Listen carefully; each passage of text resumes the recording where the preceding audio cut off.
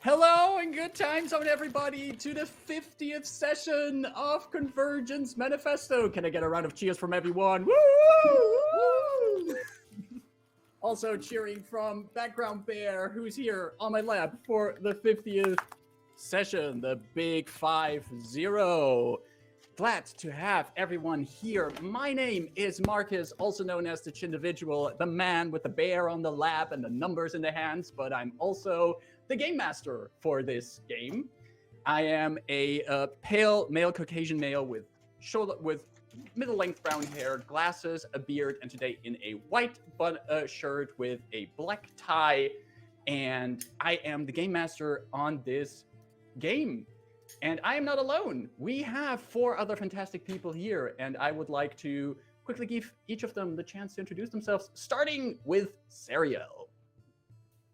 Hi everybody, I'm Serial. I am a Caucasian person with grey and black short hair and a yellow t-shirt and a black and white flannel shirt over it. My pronouns are they, them, and I play Rebus, the Warforged, who uses any pronouns, usually they, them.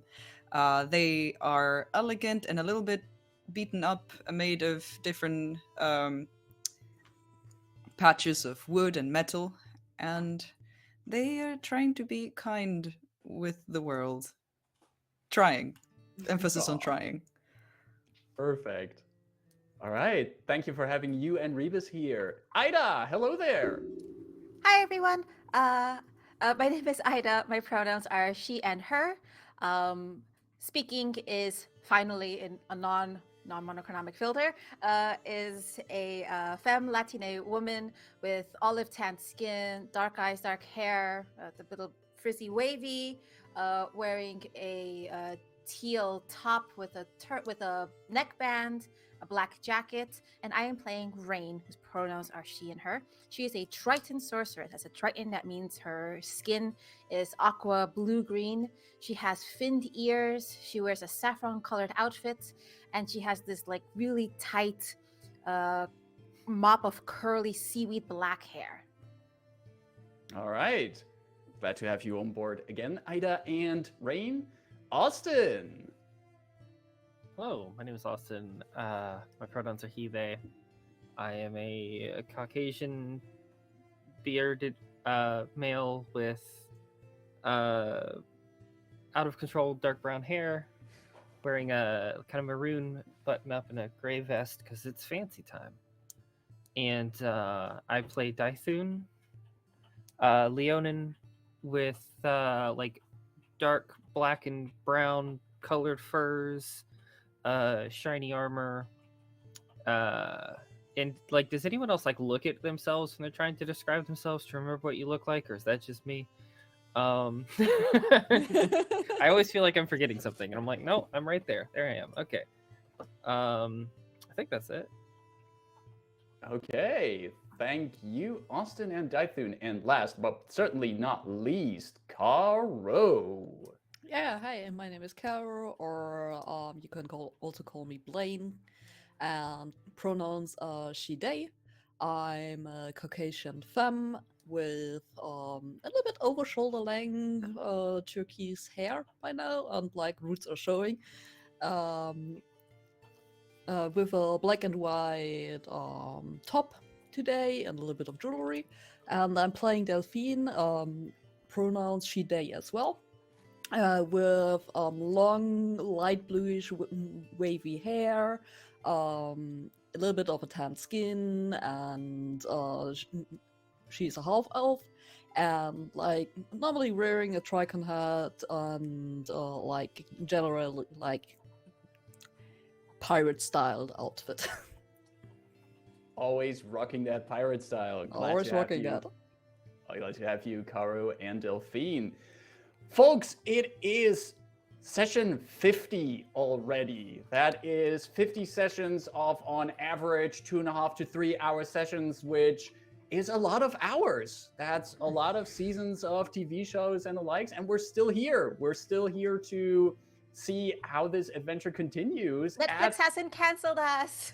They have not about yet. to say, if it would have been Netflix, it would have been cancelled already. I disagree. I think we would bring in a lot of new subs every time a new season would be launched, and we would have a we spin-off transfer show. over to like we transfer over to like to Amazon or something. Yeah, something that is like Hulu. more fitting. Yeah, probably. I feel Not like Netflix Disney, is though. becoming the new Facebook almost. Oh, Almost, yeah. not quite. I cannot they're believe actually that coming Netflix into has the- become worse than Amazon. What is this world? What is going on? Well, I also prefer in this Eberron. world- All in this world is it's Pie Day. It is. Yeah. Yes! Today's What Pie would your Day. character's favorite pie? Happy Pie Day. Gosh, favorite pie. Your character's favorite pie. For those not in the loop, in North American notation, the month is 3, the day is 4, so 3.1415, and I don't know the rest of the digits without googling it. So pie. I don't know. Something sweet. I Dythun don't would think like something Rebus has sweet. ever had pie. Aw, So, Anya's is apple pie. Maybe we should give them Rebus some. needs pie. I certainly have no clue. Oh, it's probably like I can think of like these apple tart, like a French style apple tart with a little bit of chili on top. Oh, nice. Interesting. Interesting. I actually can make stuff like this. It's not technically a pie, but since we decided that canonically Rayn likes cheese, is a cheesecake allowed? I mean, No, it's I not was pie. about it's, to it's a ask, pie.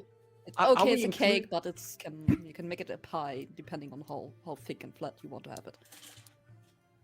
We will accept it. We If it's not American style. Ooh. We're going- Ooh. I'm sorry, but American cheesecake is just like. To be fair, you're Listen having to- American cheesecake in Germany and Europe, which may not be the accurate representation of what it might actually be. It might be Listen, better or worse for you, but I would say that might not But be if the you right can- judgment I point. like. if you I can be like in my- Germany and have Quarktorte, Mm. I'm sorry. There's That's delicious. just I the- don't disagree, but you have to have a fair comparison point. No, And the that's thing is, I just like my cheesecake like thick and like not soft. So you Yeah, want dense. New York, Contact- you want New yes, York style yes. cheesecake. Yeah. Back me up, Boston. Read. You've had New York style cheesecake. No, I- just classic I German have, cheesecake. but I don't know what German cheesecake is. I'm gonna be honest. I've never considered there were different types of cheesecake. Yeah, they are. But you know there's like no non-cook cheesecake, no bake cheesecake, yeah, I like that and one. baked cheesecake. No, I don't there's like that different one. types. I like the Yeah. fridge one. Hmm. The cold The one. fridge one. Yeah, yeah, We're, we're going deep into the cheesecake lore here. yeah, this is not why people came in here. I'm so This is sorry, an- everybody. Understand. But this is Welcome to quality episode content as 50. well. this is good stuff. This Can you is tell good we're all content. hungry? Yes.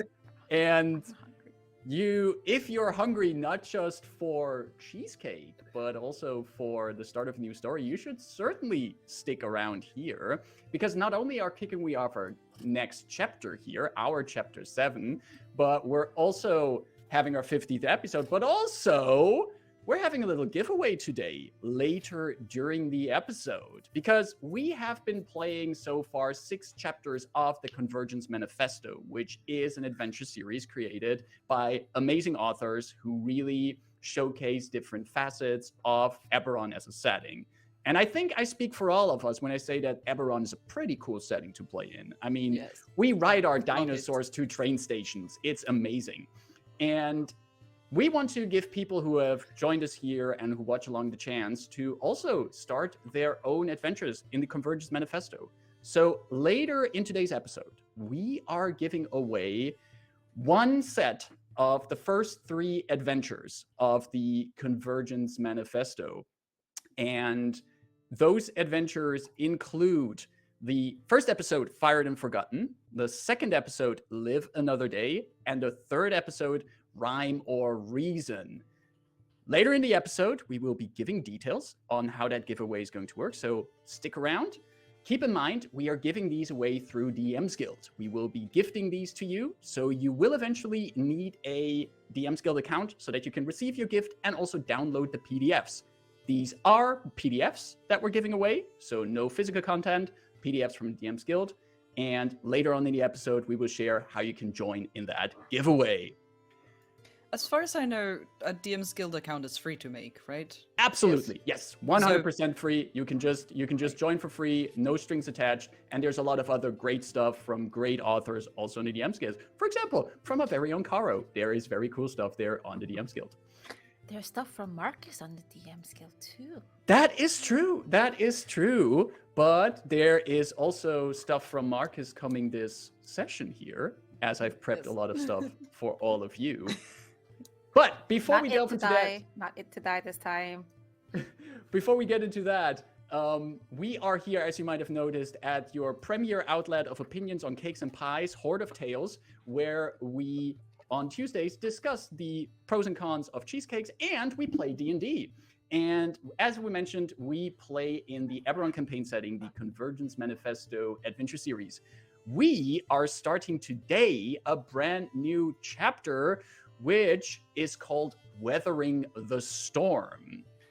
For those of you who pay attention from home, might notice that we're kind of leaving behind the chronological order of the Convergence Manifesto adventures. We're moving them a little bit around at this point. That is due to a little thing that sometimes happens in an RPG campaign, and that thing is called players. They make decisions that you don't anticipate, and you have to accommodate for that as well. So we're shuffling it a little bit around to keep the story going in a nice way. Our Chapter 7 is the actual Chapter 9 in the series of Convergence Manifesto. We play on Foundry Virtual Tabletop. The music you hear is by Dark Fantasy Studios, and in case you see any kind of battle maps, they are probably made in Dungeon Draft by Megasploot. Our overlay is created by Caro, and the character art that you see not just in our overlay, but also in our intro and in our tokens and in lots of other places is a co-op between Caro and Zariel. Also, we like cats here.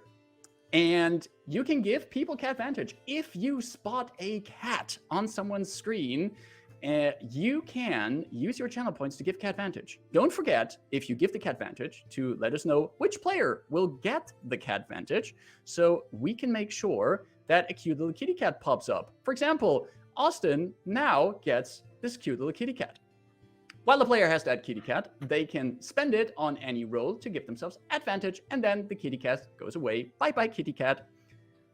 Make sure that you point out which player gets it. Don't give Catvantage to a player who already has Catvantage, and if you don't name a player, you give it automatically to the GM. If the GM already has Catvantage, who knows what might happen.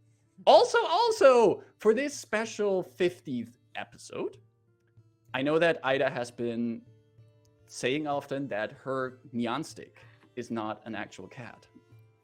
But I think that after almost 50 episodes, like I don't know for how many episodes we've been doing the Catvantage, but for a lot of episodes, Ida, you've been really lobbying for neon stick. And I think that as long as you don't have neon stick pop up too much, for this episode, neon stick is an actual real cat. Oh my god! They like you, Neon Stick. They really like you. You're a real Stupid cat. puppet pulled it off. Now prance. All right then. As neon stick prances enjoy, we're gonna roll the intro, and we'll be right back after the intro. Glorious.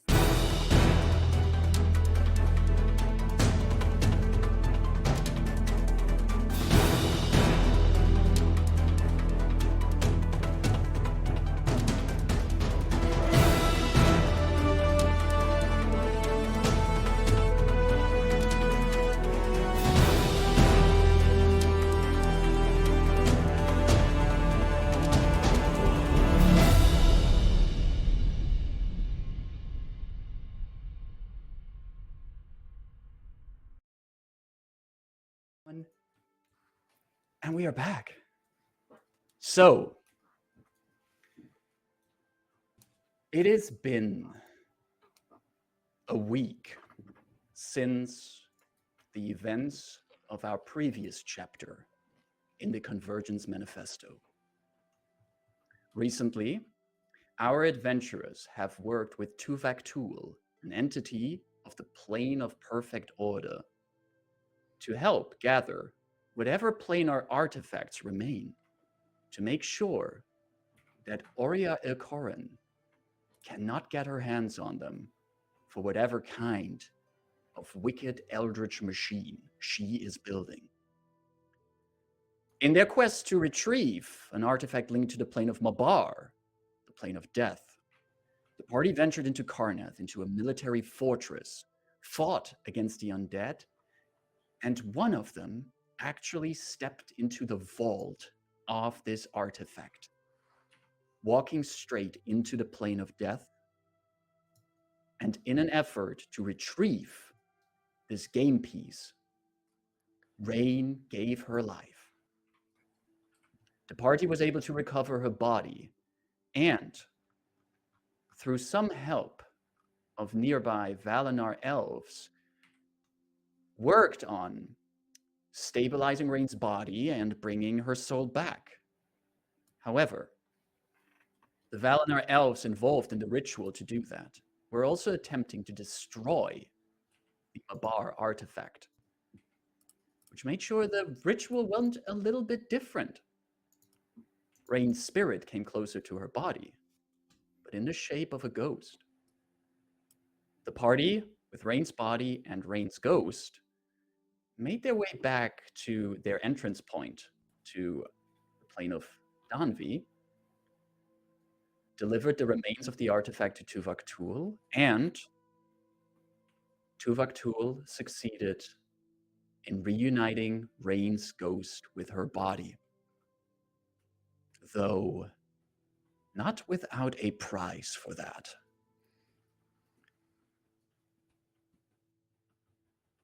Tuvak-Tool made sure that all of you could leave Daanvi and go wherever you wanted to go from there. And it has been 7 days since then. I want to quickly check in with everyone to see what each of your characters have done in those 7 days. And I want to begin with Dythun. Dythun, if I'm not mistaken, you returned to Sharn. And as we see our scene, our camera slowly descending down along the spires of Sharn into the lower levels, we see Dythun leaving a fairly large building that seems a little bit old, but well kept. And as the camera looks over his shoulders into the inside, it seems as if it's a strange combination of a place of worship and a fight club.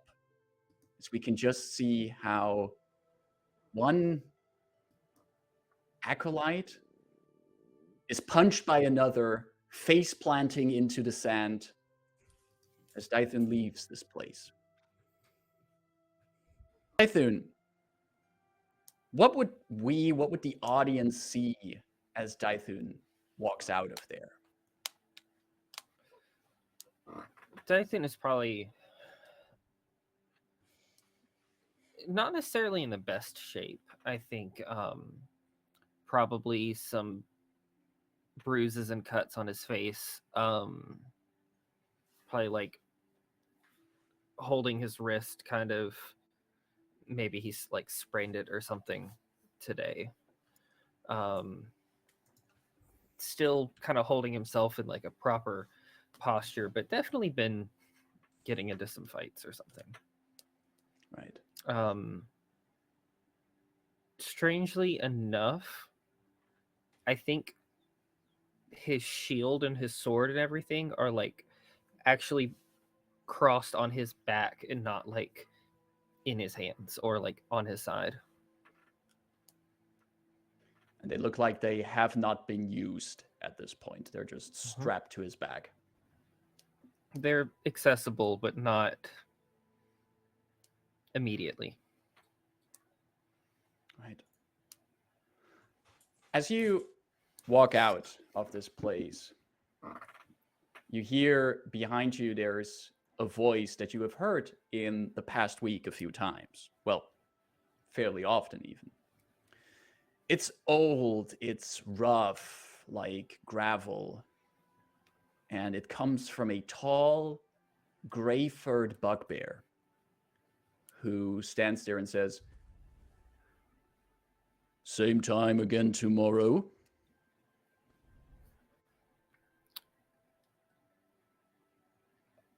I think. Here's a question: does Tuvok tell us in advance that we have a certain amount of time, or no? No. You have Okay, I not didn't in the think so. past week heard anything from Tuvok. Okay. I think he'd just kind of turn back around to Gavinol. That's how you say it, Gavinol? Or is it? Well, I'm sure that Dythun would probably say it like that, considering his talent for names. But it is Gavaknul. Gavaknul. I wasn't sure if that was like a K-N or a K sound. Okay. Gavaknul.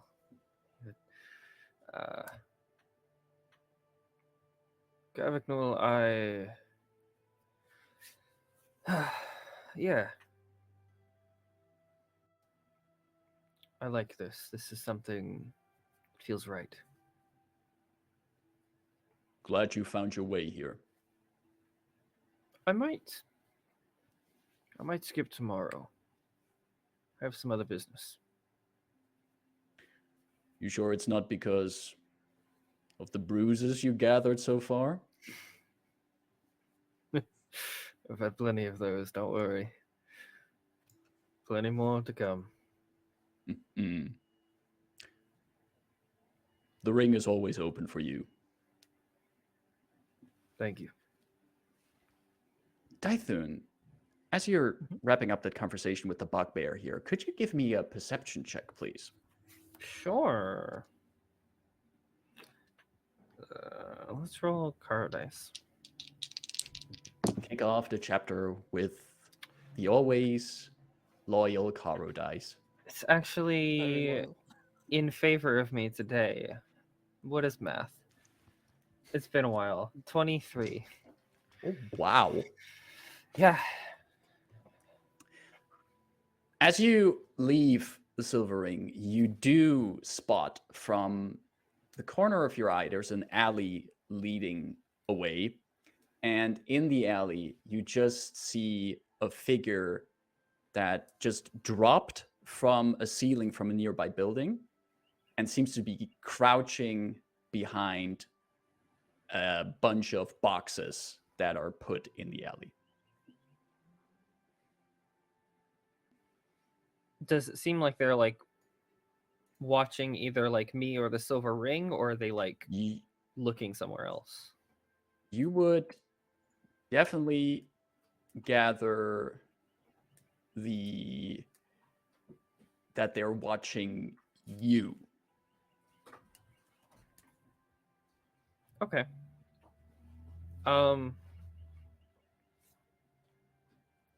I think he would honestly just start walking towards the figure he saw. Right? You walk over there, and as you do, popping up from behind the boxes, you see a familiar half-orc figure of Haral, who pops up and goes like, fuck, shit. Didn't stick the landing. Better was too loud, right? I think you're just hunting very perceptive targets. You were great. Good to see you back in Sharn. Always feel myself drawn back here. She looks out of the alley at the building that you came out of and looks at you. Really?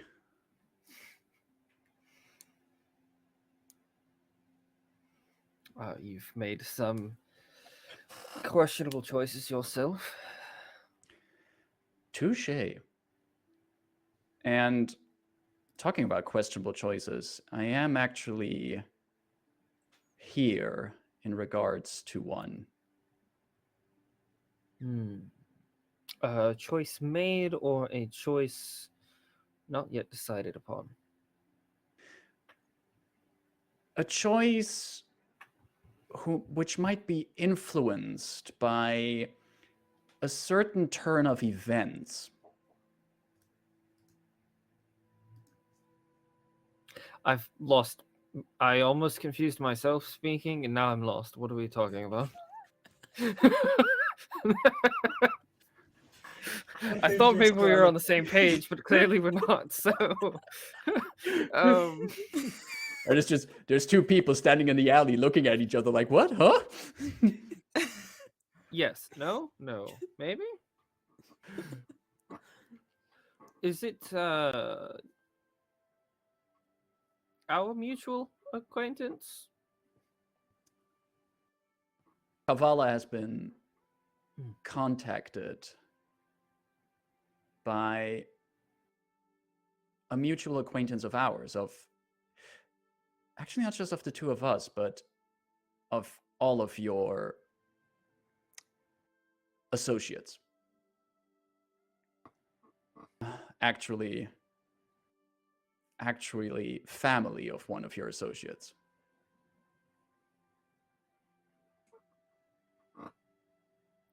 What do they need with someone like Kavala? Kavala has the contacts, Kavala has the influence, and let's just say that our mutual associate finds themselves in quite some rough weather at this point.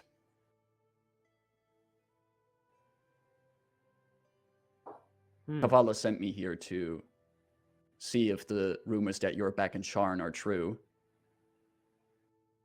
At the request of our mutual associate, he's looking in the help of you and your party. I mean, I by no means make decisions for everyone, but currently we don't have any employment. I don't really know. Well, no, the thing is, I don't really know when we're going to have a task. It just kind of happens. So currently, no, we're free. It's terrible, as I right? know. When you're in between jobs and you don't know when the next one pops up. Yeah, any commissions of late? No, I can tell you one thing. The gig economy is really bad right now. Honestly, it is. It's terrible. What I do know when it comes to gigs, Kavala never let me down. And what she's lining up here with our mutual associate is looking very good. Well, good in a sense, financially and opportunity speaking. I'm not saying that our associate is in a good position right now. Do you have a place to stay here?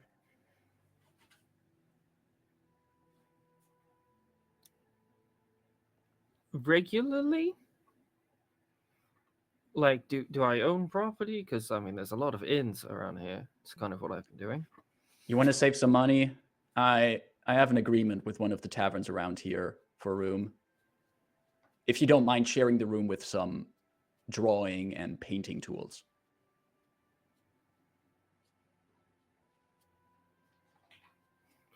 Sure. They're just there. I'm not planning to draw you. Unless you want me to. I mean, I think I'm okay, but you know, maybe if I did get a place of my own, it would be nice to have like a portrait to hang on the wall or something. I think I look pretty good on a against like a nice red backdrop or something. Well, you want to do that in a uniform and everything? Maybe put like your hand into your shirt or something. It's like, yeah, no, that wouldn't look bad. Maybe, but I'll think of it. come on, take you to my place. We'll talk about it there. Right. And Harald takes you out of the alley and through the winding streets of Sharn to wherever her place is. Her place that we might have seen earlier in another downtime of another character.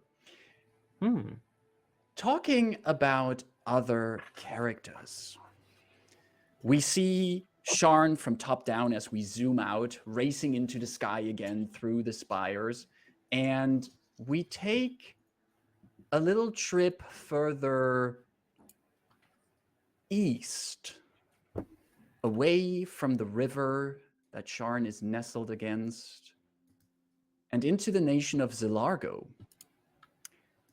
into one of its largest cities known as Korranberg. A bustling city of knowledge, books, and the seat of House Civis, the house of scribes and information. One of our party has decided to spend her time here. Rayn, where and in what situations would we find the Triton sorcerer in the city of Korranberg? You describe like this majestic city, well known for its institutes of learning, massive libraries, and resources of intellect. You see Rayn looking absolutely bored, a little hungover, in a shoddy mess, surrounded by her own like garbage, reduced leftover drinks, sleeping sack, on the beach, on the shore, right outside the city. Right outside the city. So we basically first have this majestic shot of the city, and then we pan over to the beach where we find Rayn. She's just kind of like shifting her knapsack of her supplies underneath her head just to get comfortable. She's shuffling around the 2 healing potions she bought, so I'll mark that off.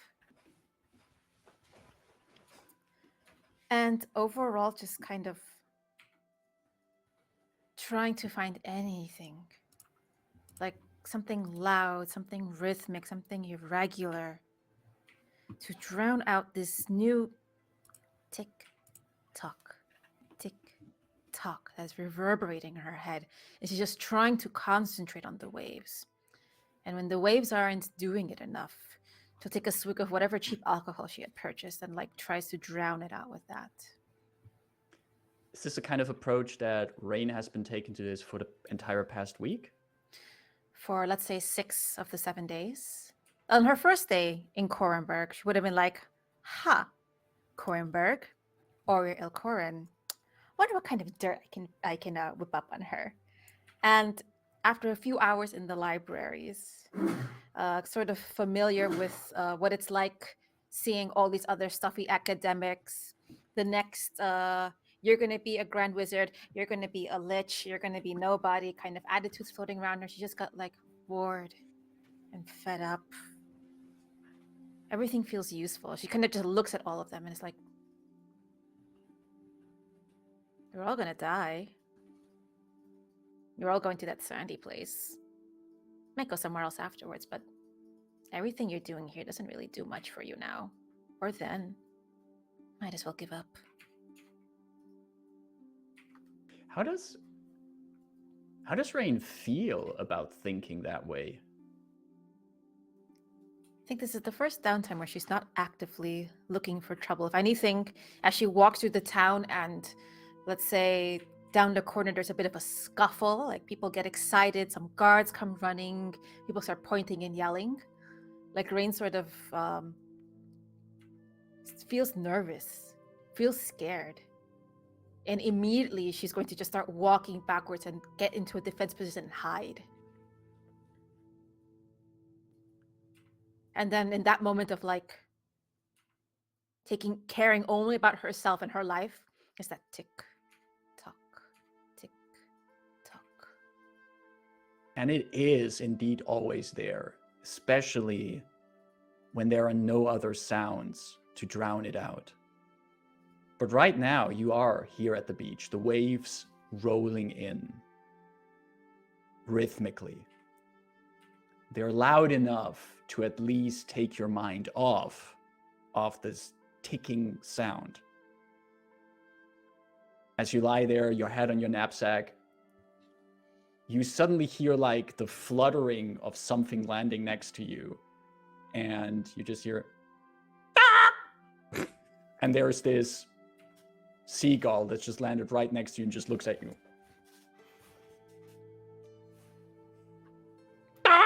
Try to connect to it telepathically. There's a minimum intelligence for that, right? Yes. It's Just like kind of 3 looks like or something. just kind of looks Is it over a it, like smart eyes seagull? glazed, like tired. I don't think Tritons can get sunburned, but she's a little baked, like by the sun. Can't imagine it's that good for that kind of skin. Like Rayn is not in a good mental place, I will say. All right, you like almost reflexively like try to reach out to the seagull, and there's not enough there to connect to with the seagull, and it just looks at you.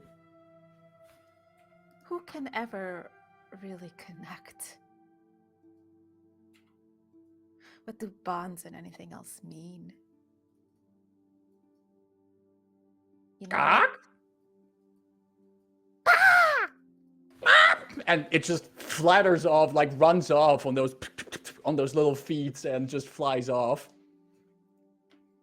Can you also, Rayn has consumed a lot of alcohol, right? She's Let's not see. really fresh, right? we don't know if she's buzzed or hungover. Right. She's drank herself sober, but not there yet. She's getting Gotcha. there. Gotcha. It's Can very you give unhealthy. me a perception check at disadvantage, please? I'm gonna roll the Caro die and the other die. 6. 6. The seagull that you couldn't telepathically connect to, you scare it off, it runs off, you look after it as it runs off and seems to be walking over to the water, doing whatever it is seagulls do. Who truly knows? But what you don't notice until you notice it, wow, that was pointless. Anyway, you hear from the other side of where you're lying, you hear a Rayn Undinath? I don't recognize this voice. No. Detect thoughts right away. So Yeah, you can connect to this one, and you like hear I want to know this- immediately, like, what is this person thinking as they're calling out my name? That's my name. How dare you?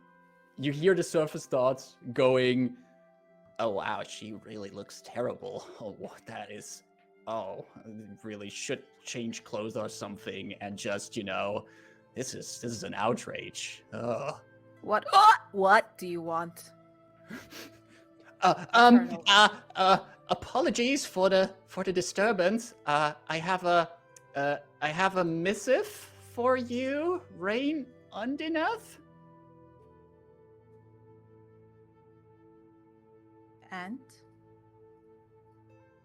And the person walks around to get to wherever you're currently looking, and you see this gnome in a messenger's uniform with a backpack and a satchel filled with letters and the likes, and also the emblem that you've seen in the city more often of House Lyrander, which is a cockatrice on the emblem on a red shield.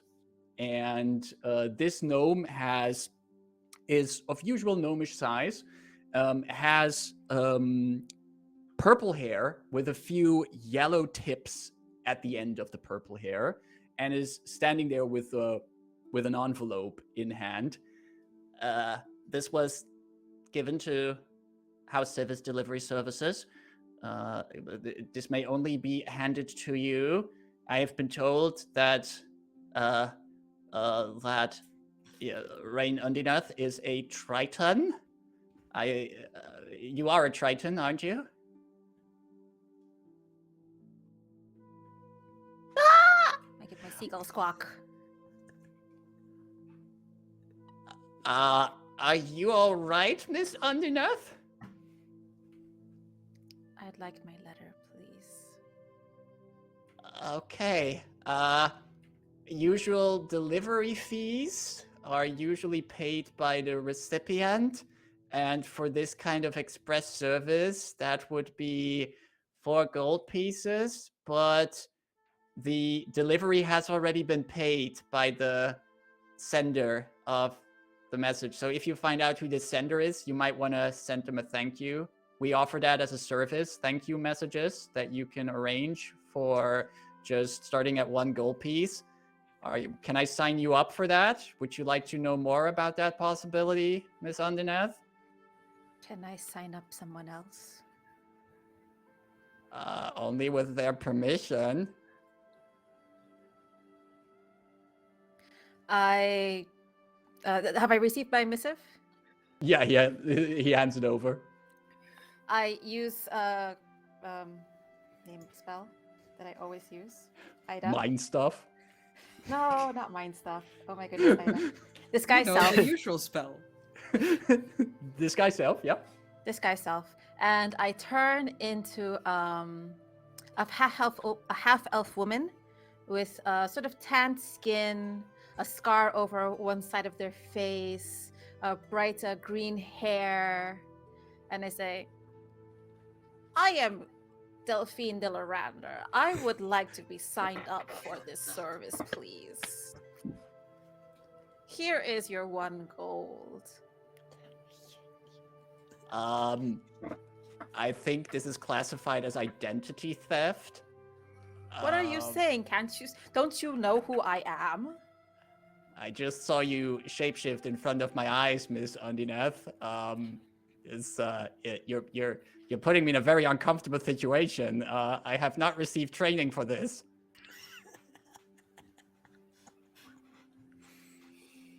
I get up as Delphine. I take my things, take my letter. I grab a silver out of my pocket, and I just shove it into the gnome's, let's say, front pocket or whatever. Just like, I don't ask it. They just like put a silver in his pocket, and I begin to just like slouch away, shuffle away over the sand. Have a nice day. You see a hand just kind of raised up behind her. No words. And you hear the House Civis messenger walk away over the sand. You hear him like, "Shush, go away, seagull. I don't have anything for you." And walks away. Rayn, or not Delphine, you have this letter now with you, and it is high quality paper. This letter. This is like expensive paper, and it is sealed with a very carefully placed seal that does show a sigil that is unfamiliar to you, actually.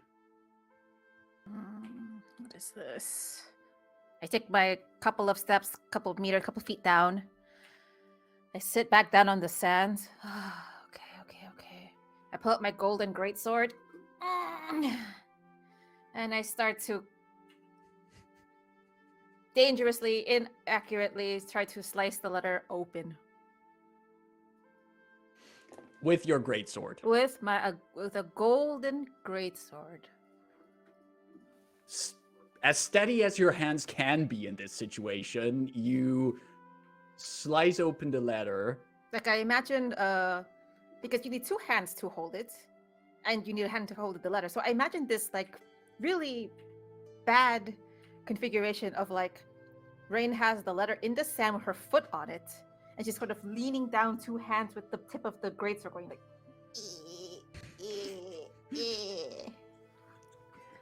Very efficient. Somewhere in the background, the gnome messenger sees that and just shakes his head. Poor woman. And walks on. You break it open eventually in this way.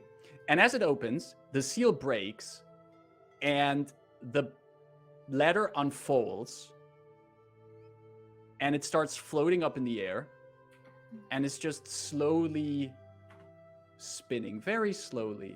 And there's this whom, whum sound coming from it. And then you hear a voice in your head.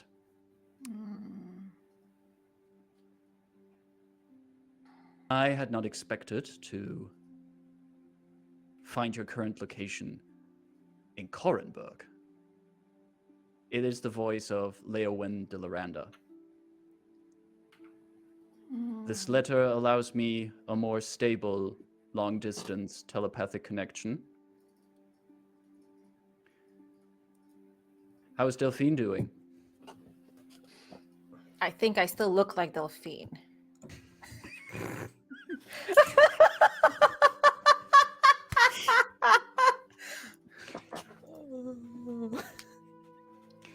I give like, I put my hands under my chin and I give like the most like girly feminine eyelash batter. Hee hee hee. That is not an answer to my question.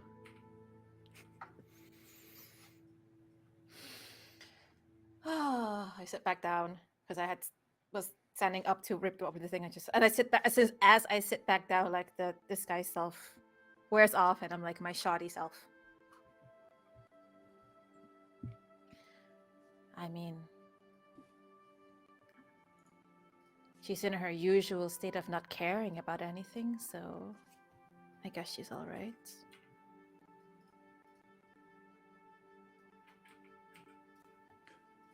She is not with you, if my information is correct. She is not with me. She is safe, though. I don't know that she can take care of herself. But there are certain things that I need to be taken care of. And I'm afraid that you and your companions are more involved in them as you might know than you might know. Are you planning to stay for a while in Korranberg? No, it's rather boring here.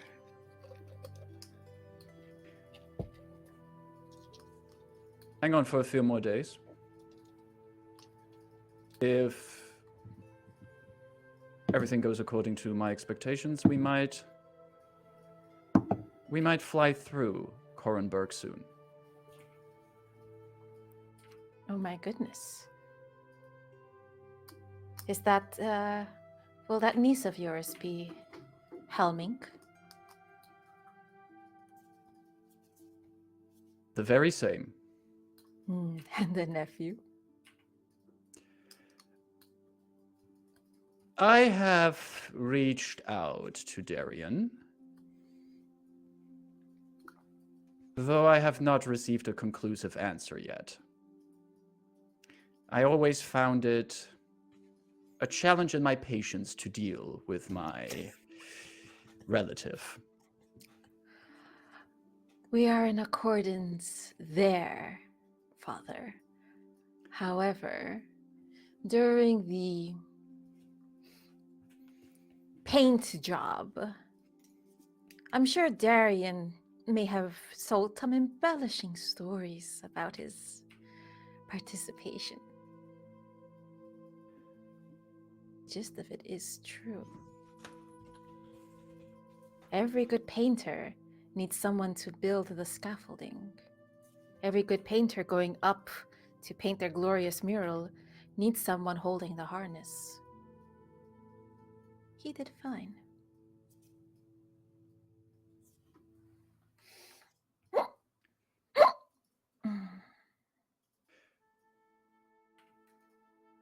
Make yourself comfortable in Korranberg for a few more days, and keep this letter close to you. It is an easier way of communicating with each other. Does your house have a tab here? We are not yet on a level that you are allowed to put things on my house's tab.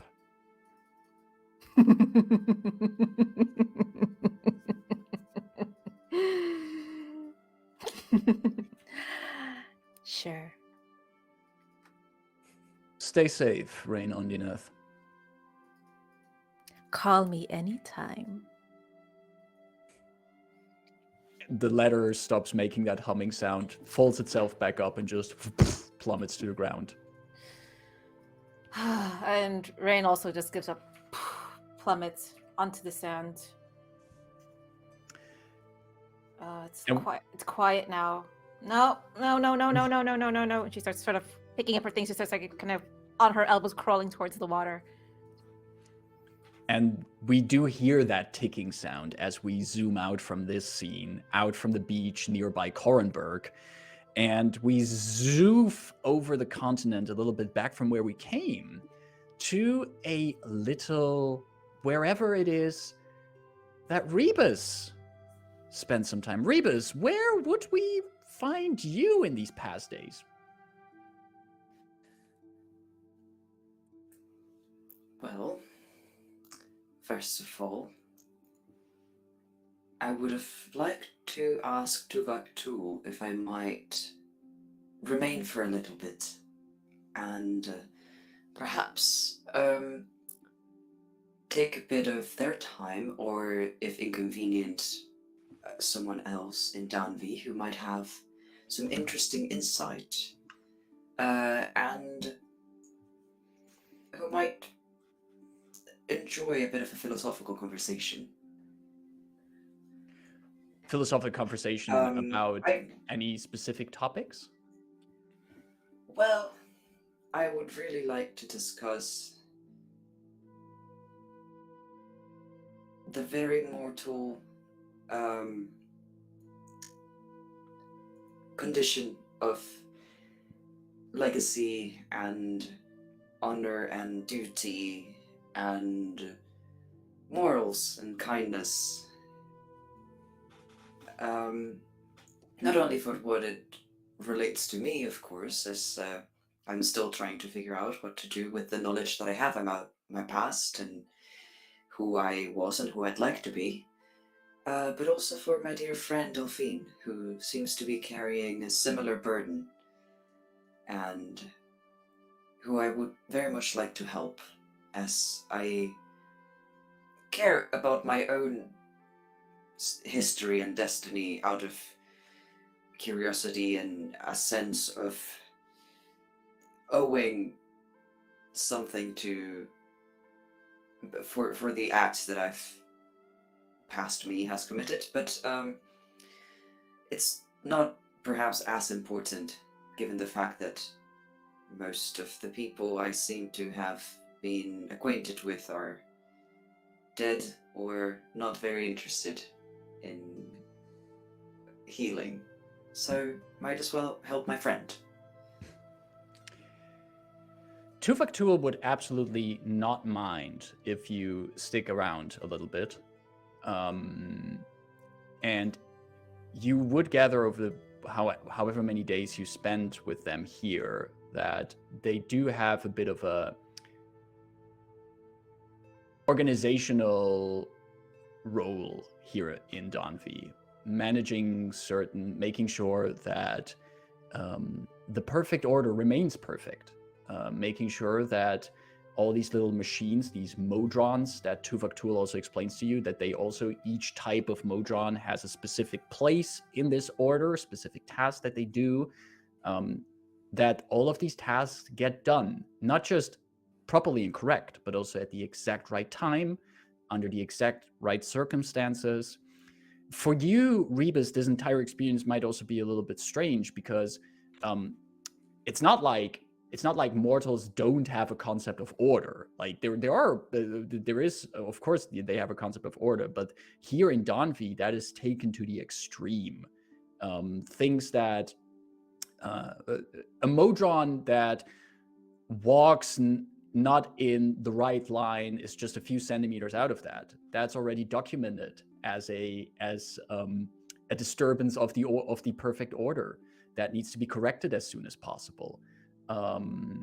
And with that in mind, like this focus on an absolute perfection of order, the philosophical questions that you pose to Tuvok Tool are quite challenging to them, actually, because the things like loyalty and honor and the likes are concepts that they understand on a theoretical level, but they don't seem to grasp the weight that can be attached to them. Like, they see them as a part of something, like entity X has done this action due to their sense of loyalty to entity Y.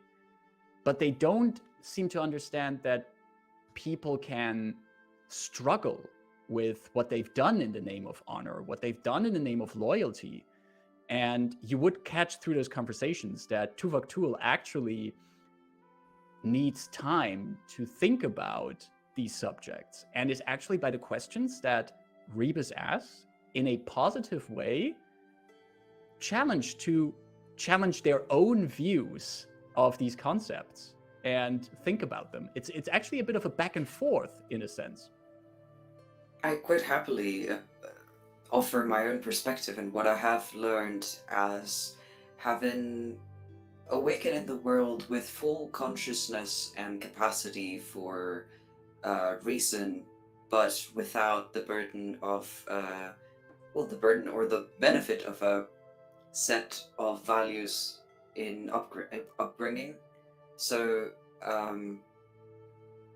especially traveling with my companions, I think I have seen how challenging it can be to find morals, and how, like, in the end it all comes down to nuance, and that things might not be easily classifiable or orderly, and not because of that do they become less valuable or important or perfect in their own way.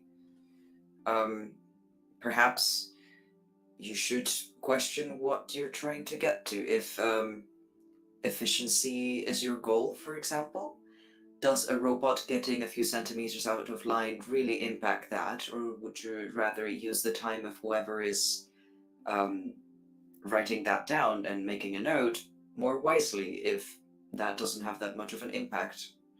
If just order for the sake of order is your goal, then perhaps the direction should be different. I don't know.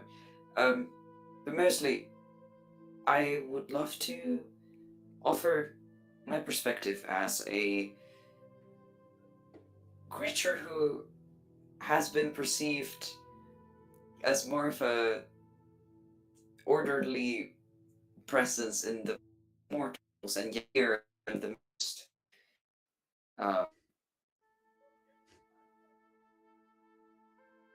unorderly and chaotic of all of your robots. I am made of spare parts and put back together. I am missing part of my own mind. I am stumbling through the world trying to find how to... I don't even know what I'm trying to find. So...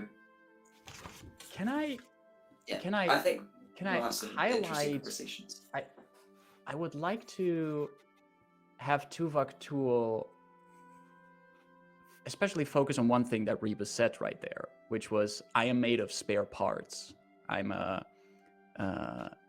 made of spare parts. I'm the most chaotic thing here.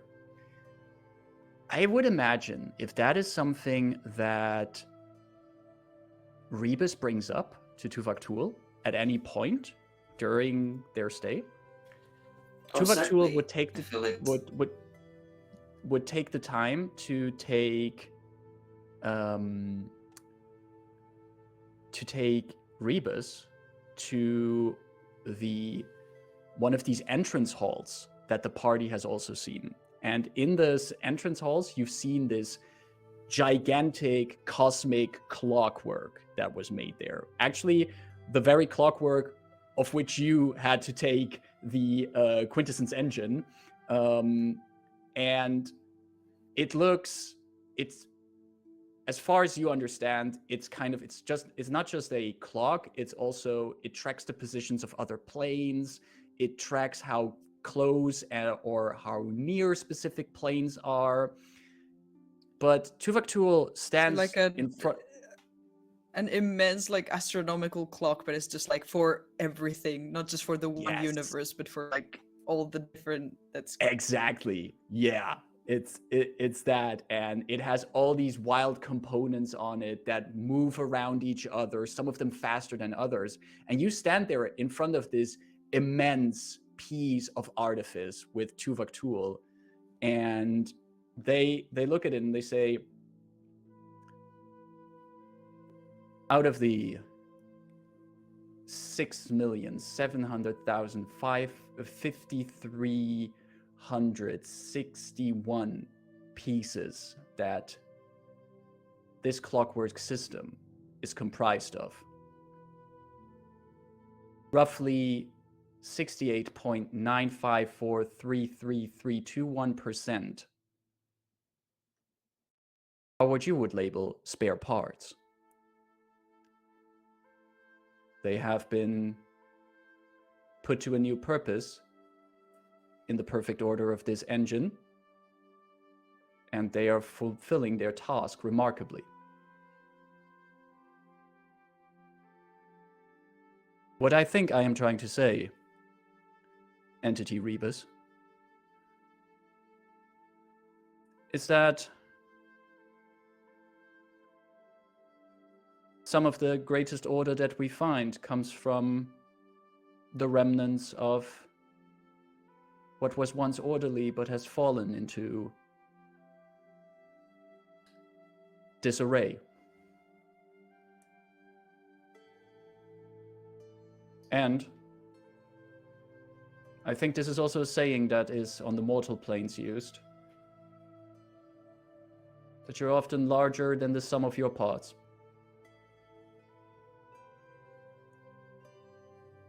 I agree. I have no problem being made the way I am. It has the history that carried me. It has the touch of my friends and my adventures. It has the care of Aunt Moira, who'd put me back together. I regret none of it. I did not expect such a precise and complicated device to have so much in common with me.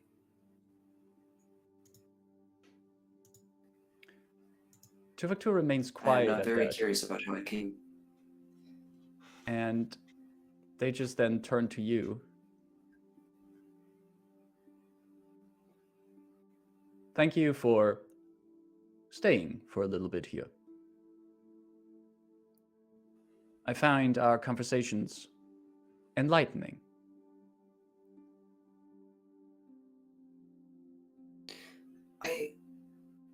I have a request, if possible. Wait, maybe two requests, but one of them is more important. Is there a way I could communicate with my Aunt Moira at home? Perhaps send a letter through a secure channel, just so I can let her know that I'm alright. It is within my capabilities to open a cross-planar communication channel to a person or place that you would like to talk to. Not fully unfamiliar to the capabilities that entity Rayn Undinath is capable of. Right. I don't want to take much of your time. A letter would also be fine. Just, I don't want it getting intercepted. I guess I have become a bit more wary in the last weeks of the mark that we leave wherever we go. So I wouldn't want to put her in danger. Tuvok steps a bit closer, clearly taller than you, looks at you, and asks,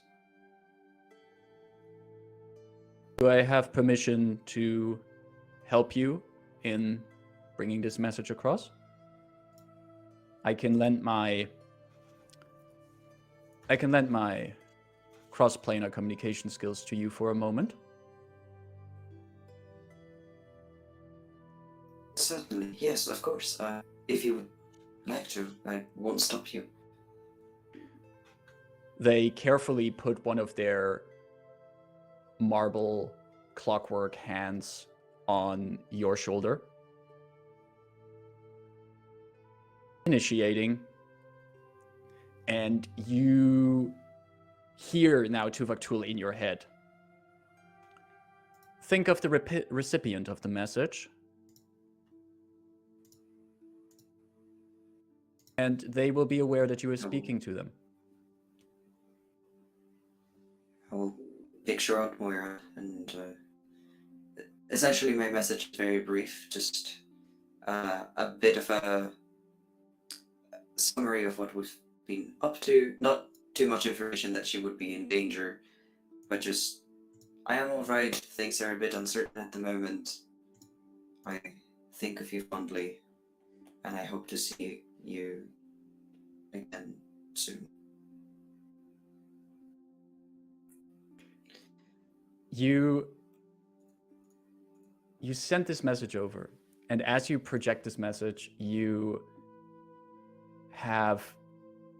suddenly see Aunt Moira in her workshop, as she's just currently like pillaging through things, looking through boxes, looking for certain parts, and she's whipping out some kind of pipe as you realize that you're looking at her and your message arrives.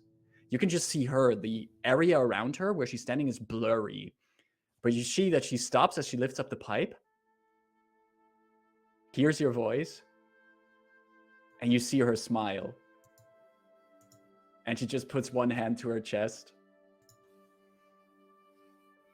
And she doesn't, there's no words coming back, but you know that she's happy to hear what you just shared. And it's actually in this, as this message comes across, and Rebus has shared these words with Moira, who has taken all this time to put them back together. We actually transition out from Rebus' scene into Aunt Moira's scene, as the surrounding area that was blurry turns sharp, turns into focus. And we see her standing in the workshop, but we now see two figures behind her in the workshop.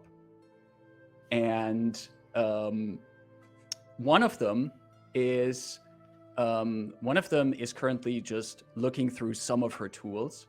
A half-elven woman with fairly long hair, and the other figure is a half-elven man who is standing there, and he says, you hear him say, I hope this is not too much of a hassle. I've received tips that you might have parts we need. It's a rather complicated engine that we're having to repair. And Aunt Moira says, oh, don't worry, as she turns around. I have the right parts here. You need these. And she's putting out all these pieces. And now these two people come closer into focus. And we have seen them before. It's Leowyn Lyrander and Madrith Lyrander, who are standing around the table now with a lot of things that are spread about the workshop. And Aunt Moira stands there. All right, what you want to do is you take, and as she's about to explain, Madrith cuts her off and says, thank you very much, Miss Moira, but I am trained in airship maintenance. And Leowyn says, what is it? How much do we owe you for these parts, Miss Moira? Oh, just a little bit of junk, you know. I mean, I won't miss it. I'm happy if you have it to get your engine up and running again. And Leowyn reaches into his coat, puts down a bag clinking with coins, puts it on the table. Support and kindness should be rewarded, Miss Moira. Thank you very much. And the two walk out as they get all the stuff that they bought, and Moira puts the satchel in her hands, thinks back at the words that she just heard, throws up the satchel, catches it, and just smiles. As we're at this point briefly going to take our first break before we find out what the final person in our group has done for their downtime. But what is happening in everyone else's downtime? Long intro. Leowyn, what is Leowyn Lyrander up to? And what are seagulls and what is math? Those are the questions that we answer here in this channel. So we're going to go on a quick, just 5-minute break, take a chance to refill your drinks, stretch a little bit, and we'll be back in 5 minutes. See you then. And we are back.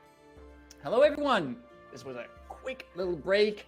We have been focusing in the first part of a session on what our adventurers have done in the past 7 days. And one of the things that we as players should quickly do is quickly check our posture. Reventross, thank you very much for the posture check. No shrimping. We have seen so far that Dythun has met again with Haral. Dear GM, don't forget your own NPC names. We have seen that Rayn has been hanging around the beaches of Korranberg, working through the events of the last chapter. And Rebus actually staying in the plane of Daanvi to get to know Tuvok and exchange ideas and views on some very interesting and important philosophical topics. Before we went on break, we also saw what Aunt Moira, the artificer that put Rebus back together, had been doing. And she has been supplying 2 of the Lyranders, Leowyn, the actual father of Delphine, and Madrith, a cousin of Delphine, with parts for a complicated engine, as they called it, whatever that may be. And I think if there is one thing that we need more of now, it is another Lyrander. Delphine, you have also been doing stuff in the past week. Where does the camera take us? Where is Delphine? In what kind of situation? And what is she up to? So, since there was basically a big question on where to go, since Sharn is at the moment probably a rather hot spot, so best not to step into, and with no other idea, she went to one of the closest places from the entrance to the Plane of Order, which is Korth, and got herself a room in the city, and basically since she has no clue what to do, like in that time took on like 1 or 2 like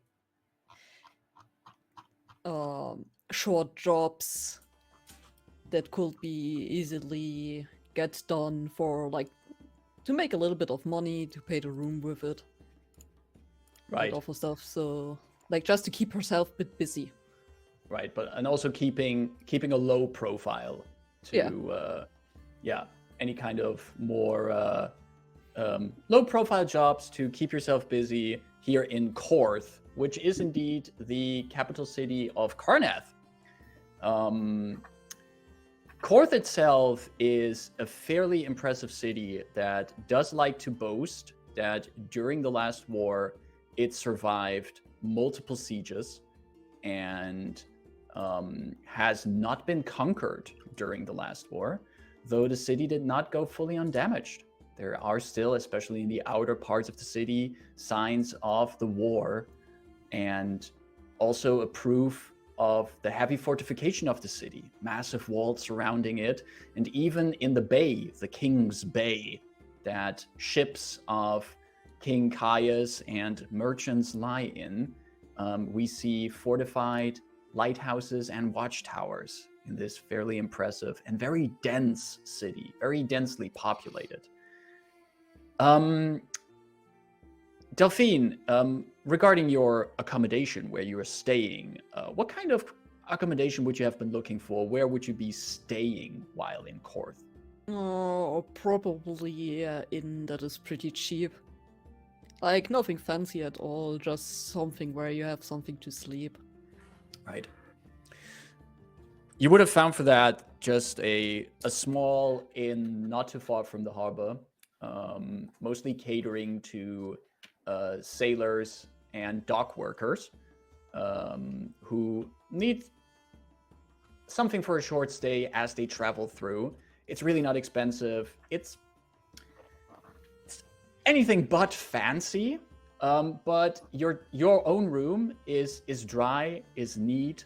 The drinks here are good. The food here is good, and there's actually live music every evening in the tavern here, and enough people to have a crowd that you could hide yourself in if necessary.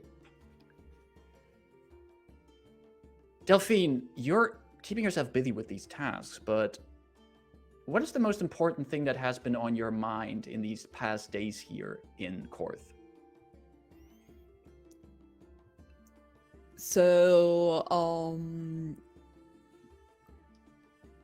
since getting that newspaper from that person in the train and like reading what was going on there, and basically without getting any newer information besides that what is probably in the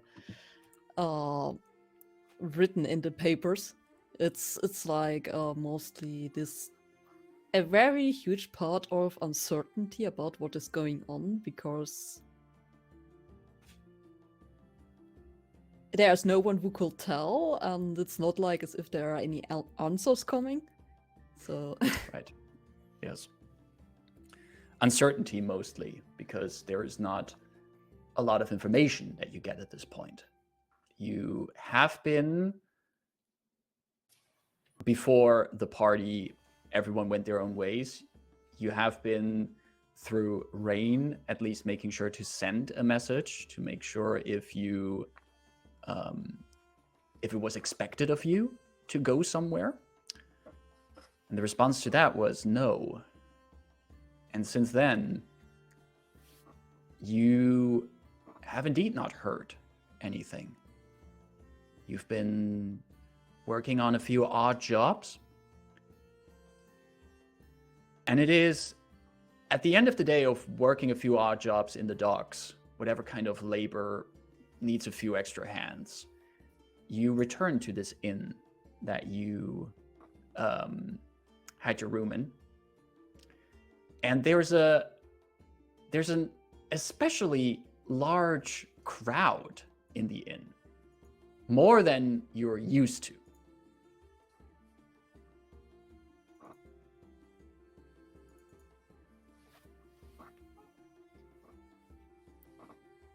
okay. Do I see what the source of this crowd is, or? Well, as you come back, you look through some of the windows that lead into the tavern part of the inn, and you see that there's most of the crowd is gathered around the large central hearth of the tavern, and as you approach, you heard a little bit of laughter, but that has quieted down, and now you only hear one voice. And as you look over the crowd through the windows, you see that seated next to the tavern, there's a woman sitting there, and she has a book in hand. And the crowd is quiet as you can hear through the glass, you can hear her reading. She looked at him. desire in her eyes, she approached his figure, a physique more handsome than the golden dawn itself. "Speak, my lord," she said, her voice trembling. He stood there, towering, like the mountains in the distance she watched from her window. I said, his voice, stone like the mountains, "Come closer." And you identify her, it's Scylla, who is sitting there reading from her book. And the crowd is gathered around her and just leaning in as they're listening to whatever piece she's reading from it. Okay. So Scylla is there. The last thing that I knew was that Darian was with her as well. Do I see him? Like looking through that window, do I see him as well? Make a perception check.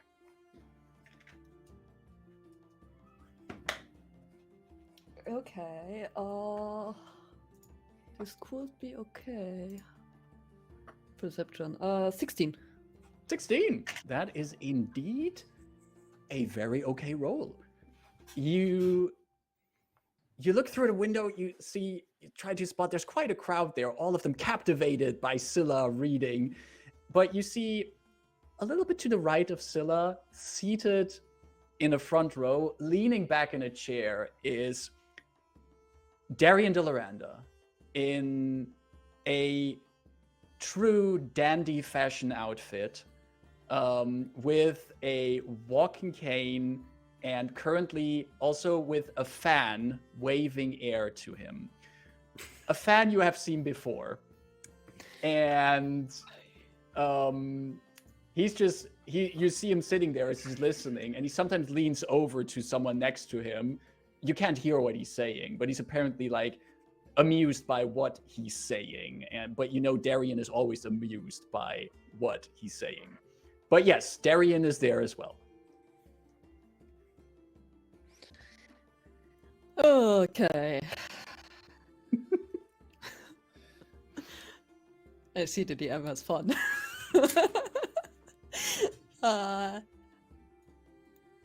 Well, collecting myself, probably, is there also a crowd, like, in front of the tavern, or is this still, No. like, yeah, you can still go in there with all the You could people? still go in. You could still go in. Okay, yeah. Like, okay, yeah, going into the tavern, and try to ignore Scylla and Darien while I try to get to the stairs to the upper floor. Can you give me a stealth check with advantage for that? Because with the crowd and everything, this will be easier for you. Okay, cool. And I'm gonna roll for Darien and Scylla. Okay. Yeah. Thanks for the advantage. It's a 14. No, 17. I have a plus 4. 17. Yeah. 14 would have also been enough because I rolled a 5. And my second die just rolled a 3, so that would have been a 7. So and you sneak, you walk by the crowd, and you get to the stairs as you just hear Scylla in her bit like. She leaned against him, her hands on his chest. Flat, hard, hairy, as she breathed him in. And you hear like there's someone in the crowd going like woo woo, and that is like covering your footsteps as you get to the stairs to go upstairs and get past the crowd.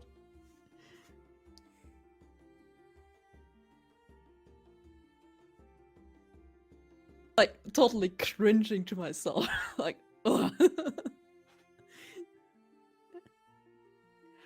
What is it you do now that you are upstairs? Like trying to get to my room, You get to your room, and as you would have gotten keys to your room because you're renting this room. Would you lock your room when you leave your room? Normally, yes. Mm-hmm. Because of stuff that I might leave there or not for the time being. Absolutely, it's the sensible thing to do. But as you walk up to your room and you put your key in, the room is already unlocked.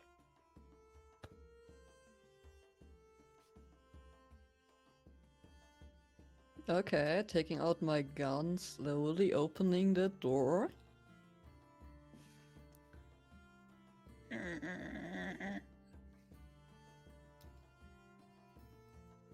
You open it with your gun out, and you see a figure standing in your room. Currently has his back to you, illuminated by whatever kind of light is coming from the outside through the window. And as you open the door, the person turns around. A tiefling, purple skin, tattoos on every bit of visible skin, and turns around, lifts his hands, seeing you with the gun out. Look, it's not my fault if the lock is that shabby. It's that easy to pick. You can lower the gun now. Is still a reason to just go into someone's room? Slowly lowering the gun. We were told you would have been back sooner. The barkeep said that you're usually back earlier from whatever kind of work you're doing here. Like, but really, Delphine? A place like this?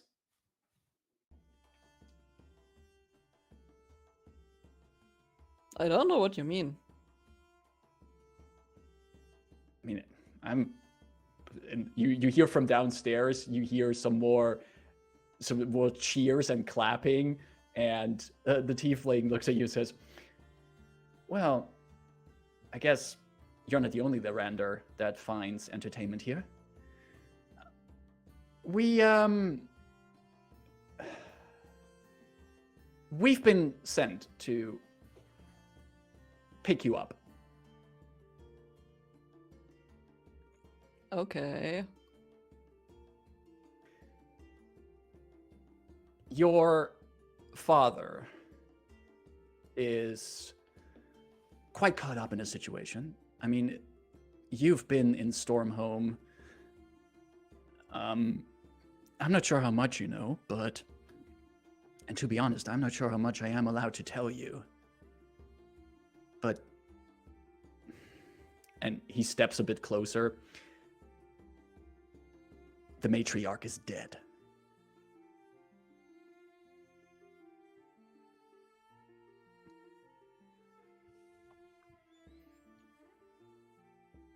It's currently a free-for-all in whatever kind of power politics are being played in the house.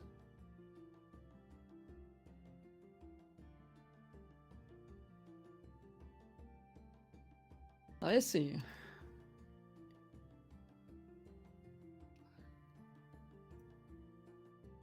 Well, no wonder that they basically called everyone back. They're trying to keep it shush for the outside world. If the other dragon-marked houses hear what kind of situation the Lyranders are in, they're going to capitalize on that. Of course. So, nothing personal, but you know, I never really cared much for the politics of this, right?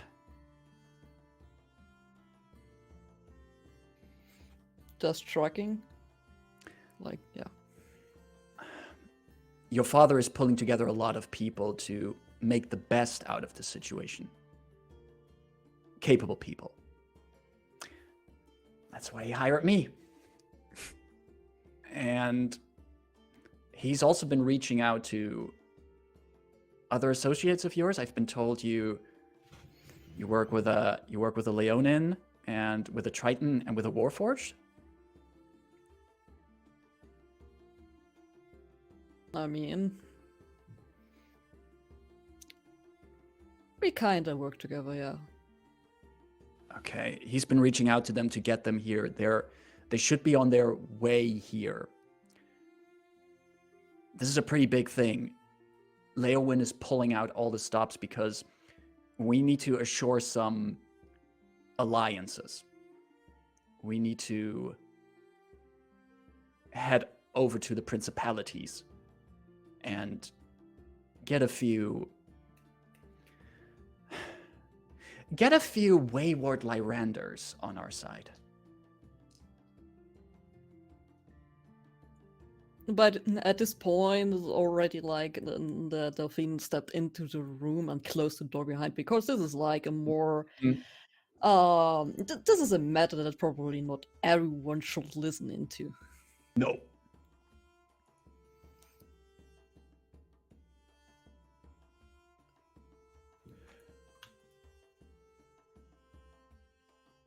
It's interesting, you know, because I never figured that this would happen. I don't think anyone did. Or are you talking about the matriarch dying or about something else? I mean, obviously, it was also not something that someone could think of, that she would die.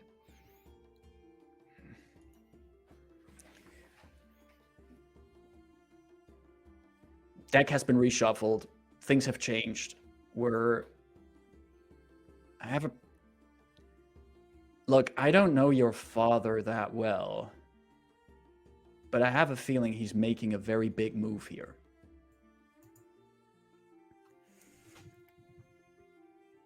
And that could mean a lot of good things to you, Delphine.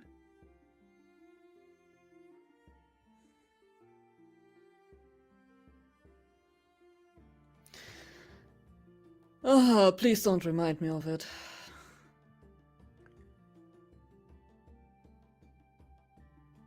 All we were sent here to do is come pick you up. I have a ship in the harbor.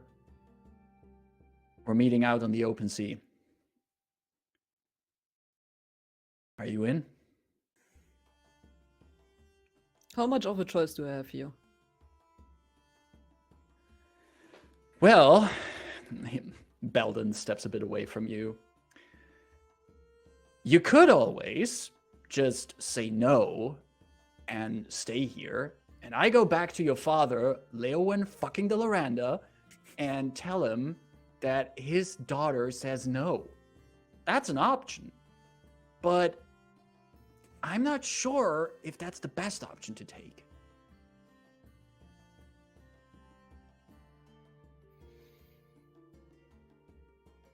But, you know, I'm kind of biased.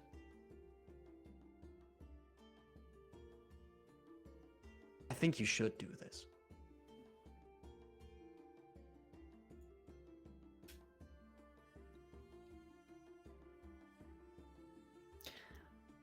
Normally, I would like to think about this, more or less. But seems like that there's not much time for it, isn't it? Your father used the word post-haste. I'm pretty sure that means there's not much time. Most likely means I should already have been on the ship yesterday. Grab your things. I'm going to go downstairs and make sure that Darian and Scylla will tag along. He insisted on taking her with him.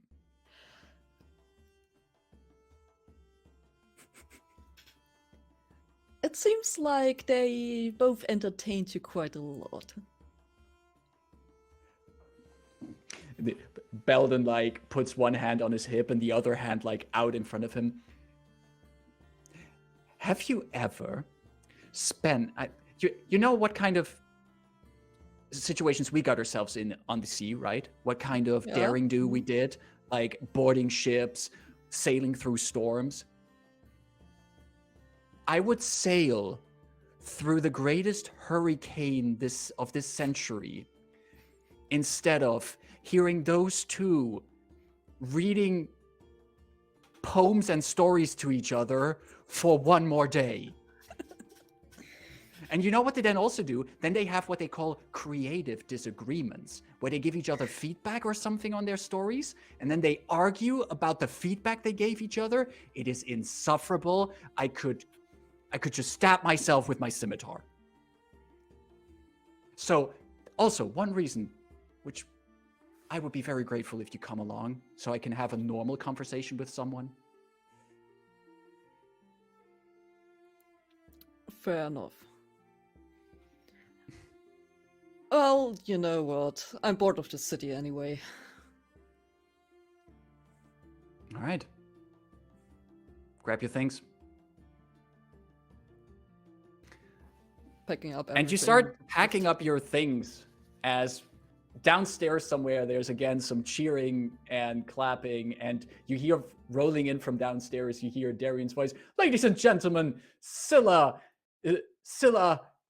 and this was anticlimactic.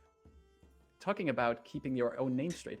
"Ladies and gentlemen, Scylla M. Kemble, the greatest author of our time, the greatest wordsmith that has walked Korver in history." Woo! Cheering and laughter and clapping and everything as the scene fades out from here. As most of you might have gathered through these little scenes from wherever everyone was, most of the party was in touch with Léonin de Lyrander. And we fast forward to present day. Oh, I didn't get y'all anything. Somewhere in a dark night sky, cloudy, the wind sweeping. Far below on the ground, only the sounds of animals and insects can be heard. But we do not bother with what is on the ground. The camera moves up to the cloudy sky, this cloudy night sky. Hidden in the clouds, running dark, only illuminated by the glow of an elemental circle enveloping the airship, is an airship that does not exist in the ledgers of House Lyrander. An airship that never officially came out of the wharf, has never officially been flown. It doesn't even have a name yet.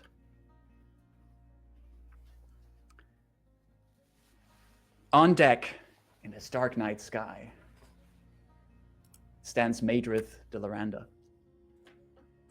She's looking out past the elemental ring, the magic worked into the ship that keeps this up in the air. She sighs, and then turns to the party, at least to Dythun and Rayn, who are with her on this ship,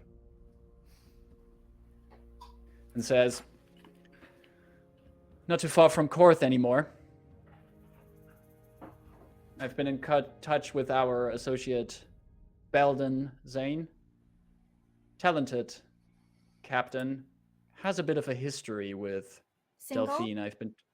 Oh.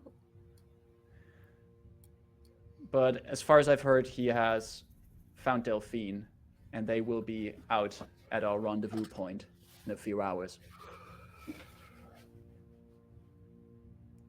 Interesting. You still haven't heard any word from your Warforged companion, Rebus? Were we supposed to? I thought your people were rounding us up. I've been told by our communication experts that there seems to be at this point no way to reach Rebus. Really? Were we aware Rebus stayed behind? Is that something Rebus would have like shared with the rest of the party? Yeah, I mean, like, they have no intention to, you know, be secretive about it. They would just be like, I don't know if I'll go somewhere else, but I will stay for a few more days. So, yeah. You'd be aware that they probably are still in Daanvi. Yeah. I think So, Korth, Dythun where we're would- headed? Go ahead, Dythun. I say Dythun would just pull the thing out of his backpack again, the quintessence engine. Knock, knock, knock, knock, knock. Pull out the quintessence engine, this perfect cylinder.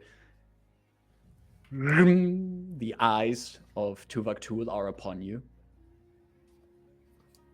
Greetings again. Is our Warforged friend with you? Entity Rebus is indeed still in Daanvi. Yet you were so quick to push the rest of us out. There were Your excellent reasons for subjectivity that is challenge. showing.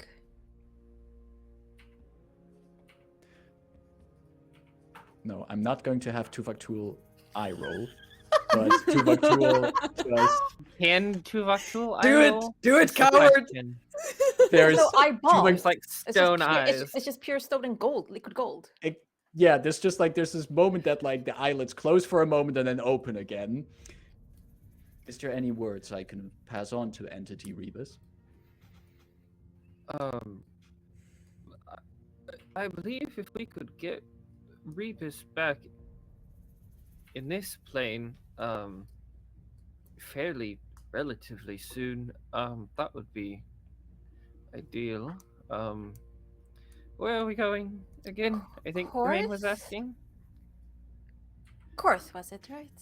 Your current trajectory seems to take you indeed to settlement Korth. Is there a way you could get them there? If they are willing, I have options. Tell them we said hi and we miss them, and we want to see them again and kind of need them. The part of the face of Tuvok Tool that you can see nods, and then the eyes vanish. In Daanvi, Rebus, to you, you were actually just helping Tuvok Tool with what seemed to be some kind of administrative task, and suddenly you just saw Tuvok Tool like freeze up for a moment. The face like shifting in a little bit of irritation for a brief moment, and then It's them. moving again, turning towards turning towards you.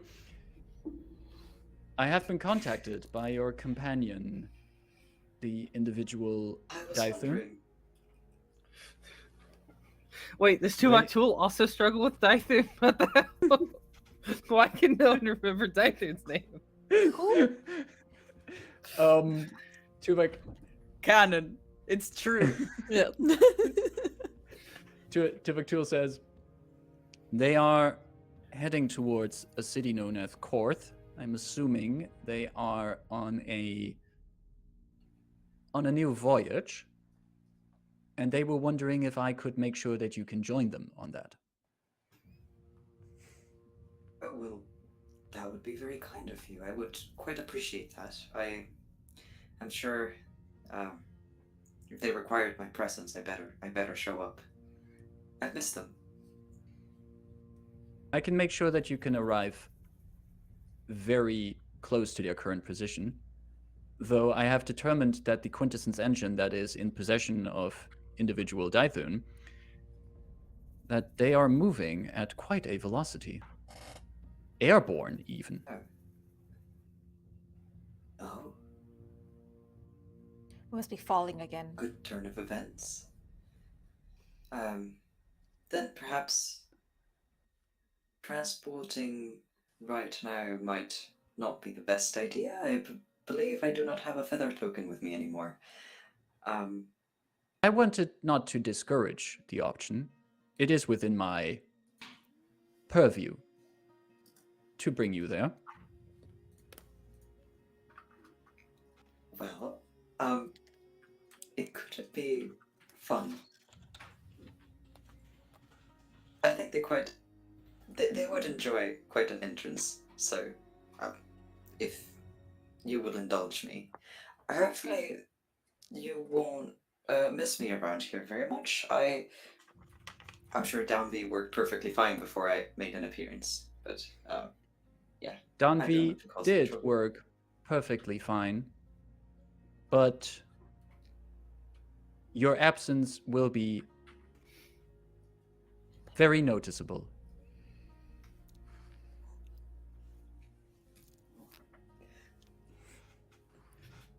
I need a minute to process. Okay, I'm fine. Well, that is somehow good to know. I'll make sure to be back shortly. But I'm afraid I have to go now. I'll go get ready. And so I'll go pick up my glaive that I probably left somewhere. Yes. And all my things. You gather all your items, and eventually you make your way back to Tuvoktul, who is just basically still in the same position, and looks at you with all your belongings and says, I am still running calculations and estimates on any further planar artifacts that I would need the assistance of you and your companions of again. Should I make any breakthroughs in that, I will be contacting individual Dythun through the Quintessence engine.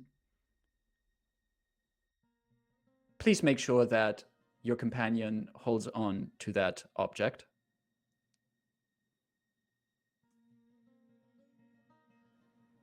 Well, of course, I will relay the information, although I don't think he's planning on parting with it anytime soon.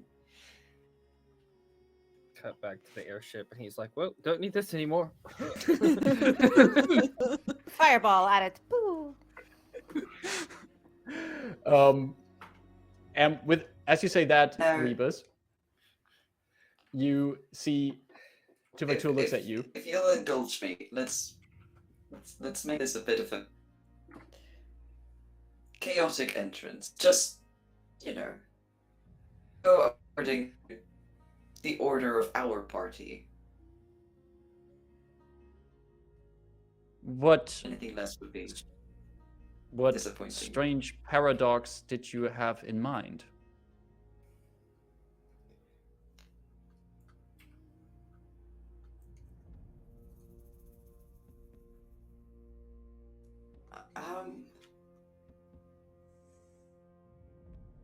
Perhaps with it we can make it a bit dramatic. Something Rayn would enjoy. Drop me a bit too far up, or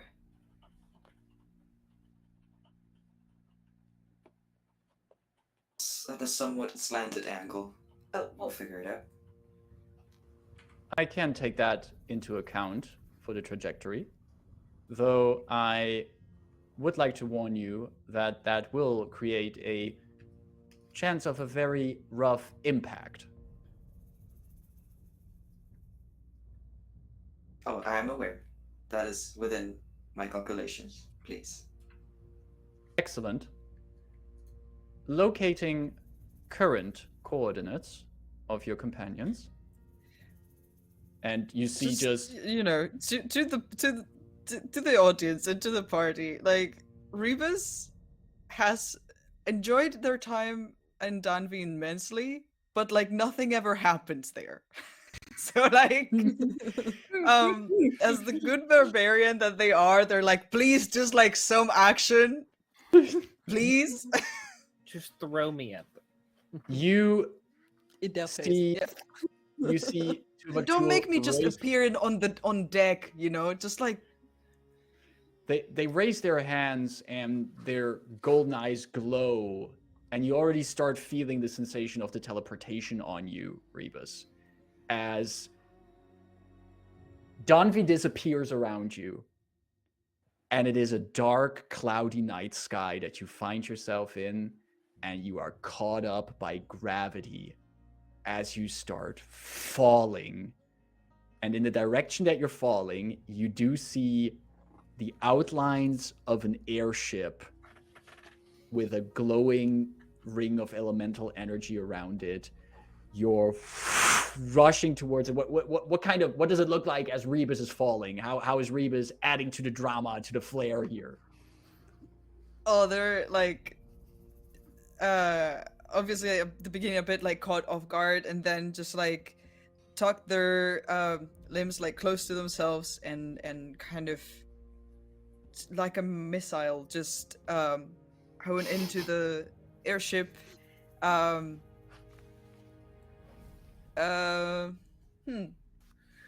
They'll probably take their glaive out at some point and just try to attempt 3-point landing with the glaive on the ground. And if something breaks, hopefully it's nothing too important. So tell me about this axe. They'll do like a somersault, you know, like flip in the air and then just land. All And right, stick the glaive let's to make that they don't like stake the glaive on the ground to make sure they don't like with the momentum like slide off the ship. So right. All right, let's see how that goes then. Rebus, can you give me your choice, athletics or acrobatics? And you have been given athletics. advantage. Please. If you want to use the advantage, you can use that. all right, we'll see. I'm gonna use the caro die.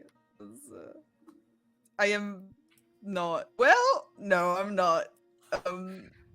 Oof. It's fine. It's gonna be fine. No, it's more like if an enraged Rebus falls over, it's like it's the Ooh, threat. that's. I will keep my advantage because I rolled a 17, so that is 23 total. 23. Rayn, what were you just Athletics saying while rules. you're just on the deck there? Rebus, Dythun, just So, a former beau? Tell me all about them. Madras says while she's just talking with the Dythun and Rayn. I don't know the details, just a few rumors that flung around. What the and she's looking up, and all of you just see this projectile in the shape of a warforged coming down from the sky, glaive in hand, and just a perfect 3-point landing, holding onto the glaive, just a few steps away from Rayn and Dythun. You see Rebus has landed. All right, so what the hell? He specifically put me back in a trash can. He said it was the only place you could go back to Sharn. I know that bullshit go now. to Dythun while he's like complaining and just like Oh. Yes, Give you I a give big him a hug. hug back. big metal and wood hug is probably not very comfy. It feels great. Very missed. You'd be surprised. I feel like Tuvaktul has a very particular sense of humor. And I turn and I go to find the rest of my companions and just Humor. ask them to if they would accept the hug. Rain just like, good to see you again. And Rebus, you also see Madris was telling us about Delphine's ex. I see. And you do understand, Rebus, you do notice that Madris is also there on deck of this airship, which, just to put this in for context, like, Rebus, you have no idea how your party got an airship at this point, and maybe even the players are not really clear on the details how an airship got involved in here. Well, we'll get to that, but you're on an airship, and you see Madrid standing there, and she goes like, I wasn't just telling about Delphine's ex. I was trying to further illustrate where we're heading to. Glad to have you on board as well, Rebus. It's been too long. My pleasure. I extend my hand to, And right, Delphine's ex, with Miss Delphine's permission, without. You mean just to hear about it? Yes. Disguise self, I am now Delphine. I totally give my permission to do this. Please tell everyone about the sordid, passionate relationship we have had. I want everyone except Rayn, so Rebus and Dythun, Take can you give me a damage. perception check, please? To take second damage, yeah.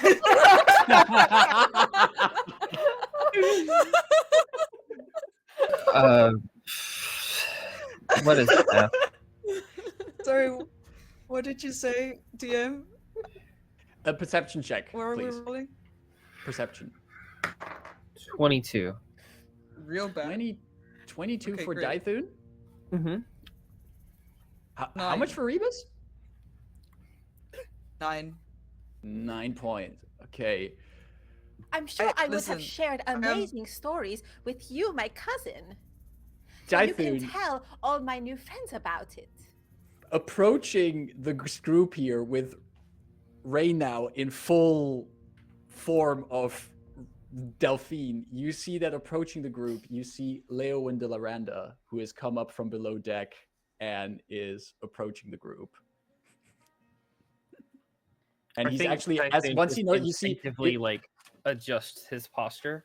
you see, like, he was about to like really stride over to the group, but then he picks up that someone is impersonating his daughter, and he just stops and just has like his arms crossed in front of him and just listens in.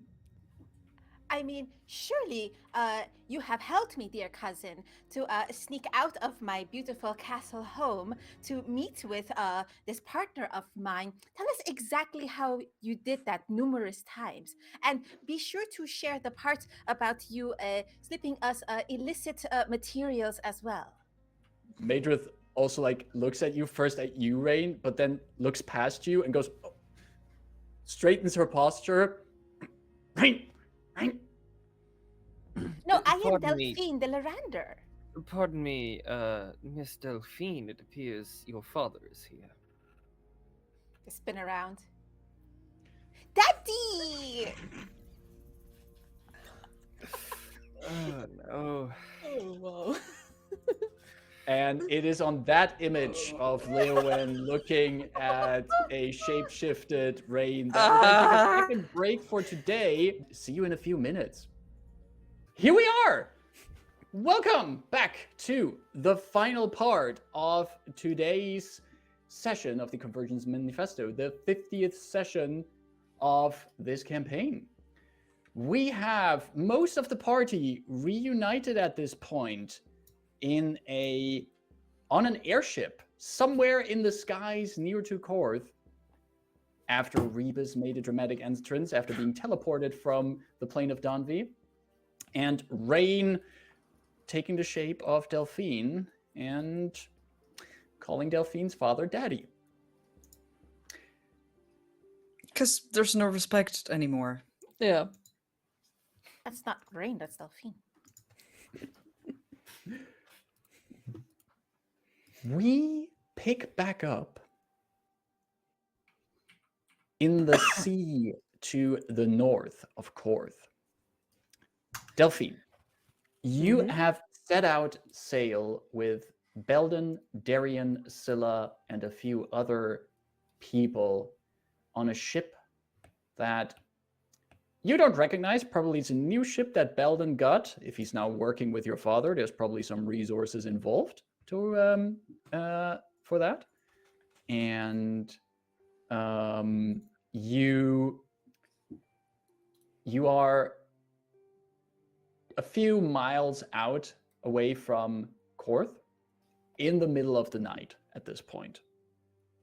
Sky is cloudy, and you are on deck of the ship.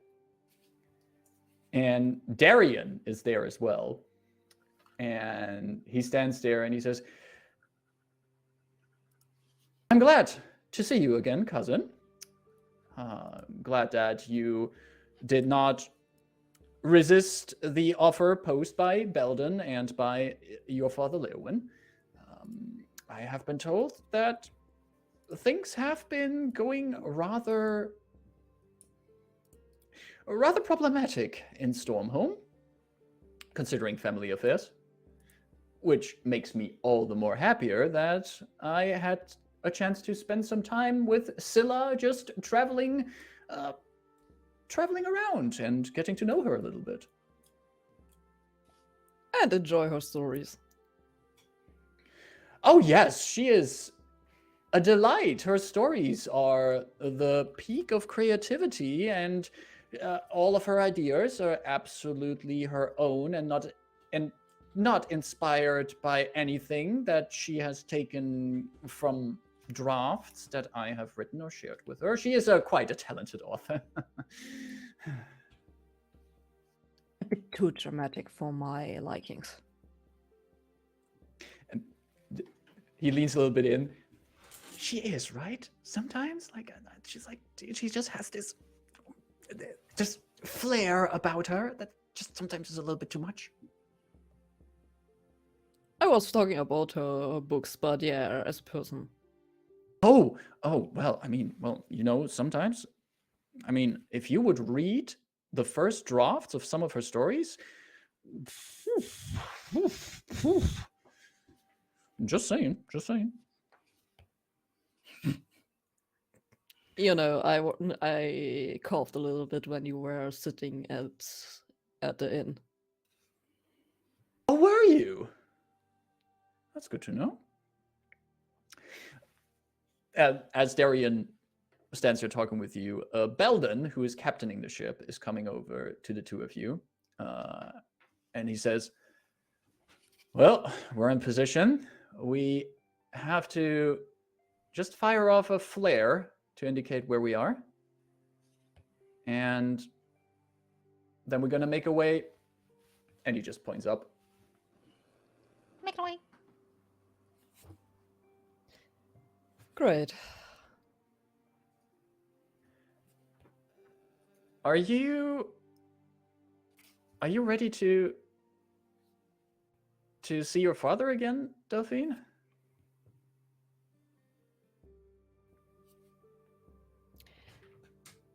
Let's say I'm not especially looking forward to it.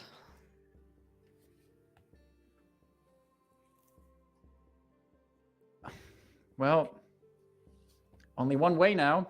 And Belden reaches into his coat and pulls out something that does look like some kind of gun or pistol, just holds it up into the air, pulls the trigger, and this flare fires out of it, red colored light into the sky.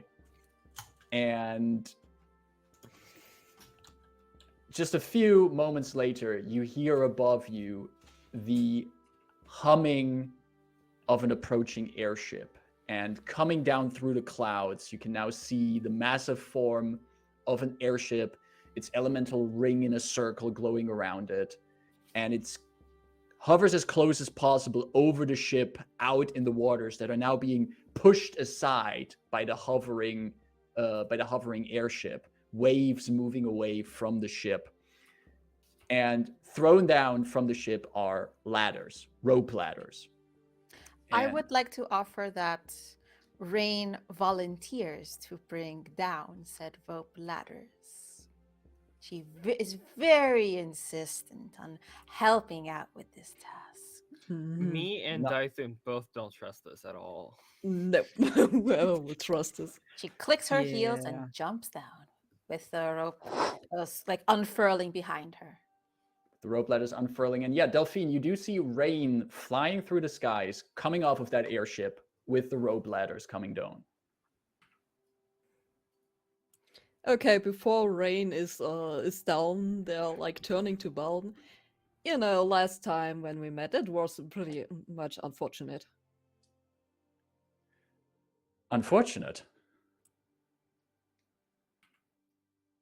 Well, yes, the situation was. Yes, you could say that situation was an unfortunate one. Maybe at a later time we could make up for this.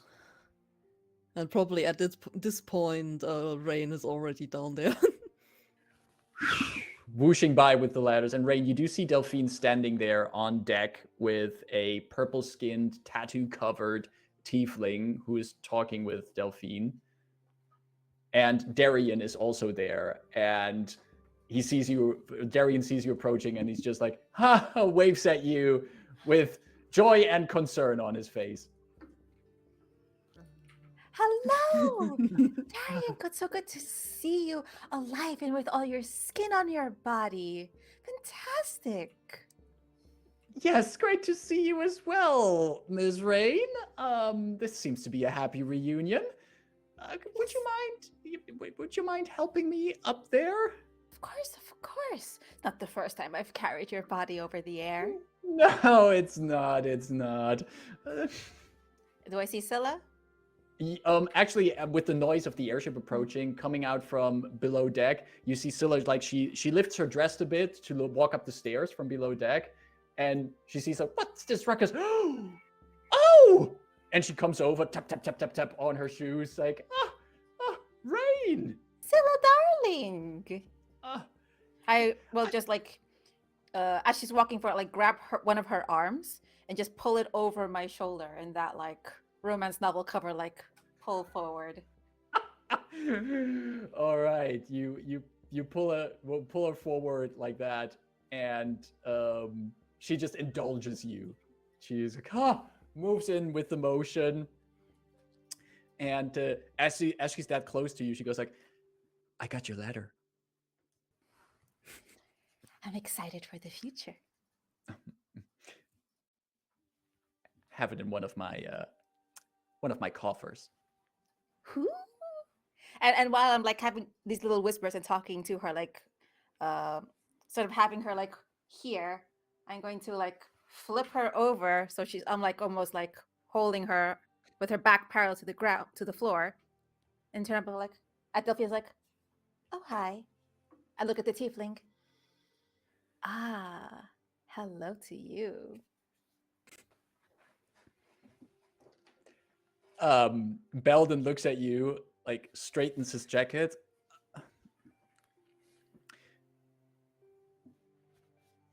Have we met before? Unfortunately not. We should fix that.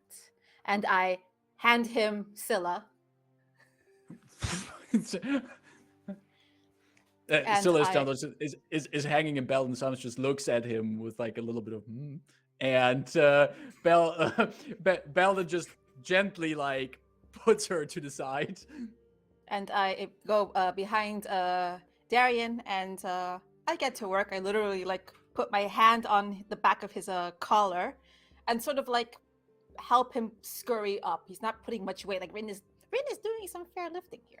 Yeah. And just helping him up along. And as Rayn is not busy dignified at all. As Rayn is busy with that, Belden, who's just like made sure that Scylla is fine, and Scylla affirms that she is very fine right now. Belden turns towards Delphine. Who's she? And points at She's single. One of my companions. Oh. Hmm. Interesting one. Very Interesting indeed, yes. very energetic. You could put it that way. And Belden looks at you. Do you need any help getting up the rope ladders? Did I ever need help with this? No, I realized the moment I asked.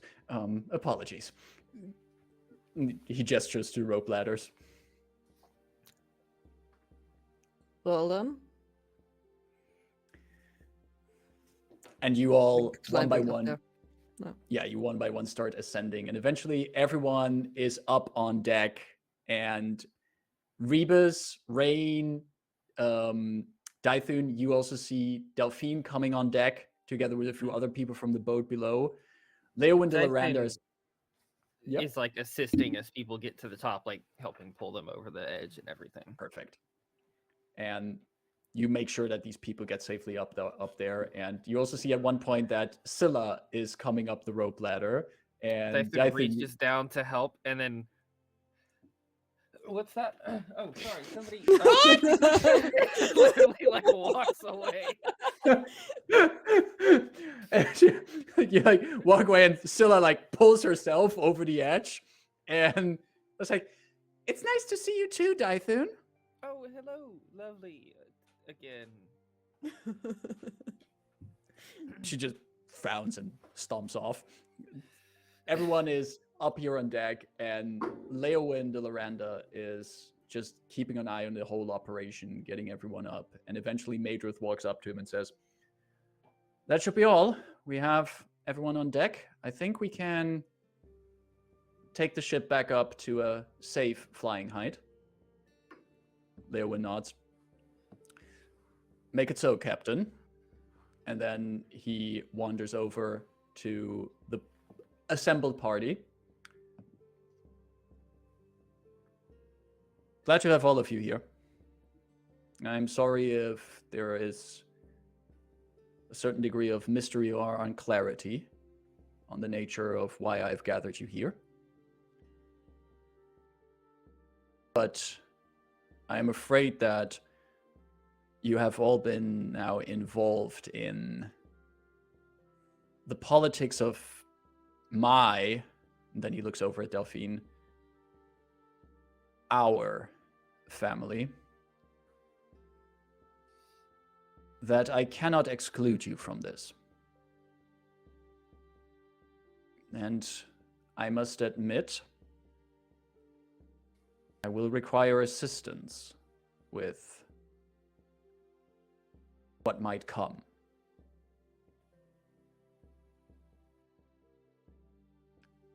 I am not one who is easily impressed. There are many on this ship who can attest to that. But there must be a reason that my daughter has been working, traveling, living with you for quite some time now. And though I have my necessary disagreements with her, and he looks at Delphine, I also know that she shares my trait of not being impressed easily. If she sticks around with all of you for so long, I'm sure she is impressed, no matter if she says it or not. I mean, I myself am quite impressive, so it's not, you know. I am not sure if your house would agree with that, Straytail. You know, yeah, that's fair. One day. But I am not here to dig up whatever kind of things might have happened in your past. Have any of you ever been to the Lhazaar Principalities before? Haven't had the pleasure. All of you would have a rough idea what the Lhazaar Principalities are. All the way off to the east of the main continent lies a scattered group of islands which is technically ruled by some leading prince there, but in all practicality, a wild collection of small pirate nations that strive for their own individuality, their own independence, but are loosely united under the so-called High Prince. The Lhazaar Principalities are at best considered a adventurous location to find new chances and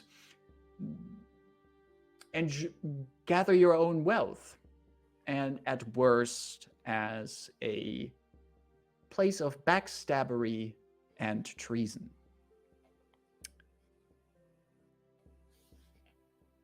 We have a few, Leowyn continues, we have a few connections in the Lhazaar Principalities, a few Lyrander relationships.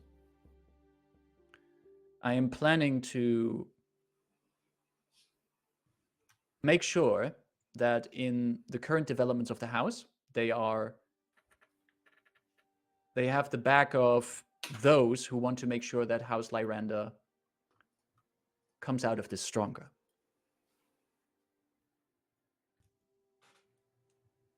I do not know what dangers I might face going there.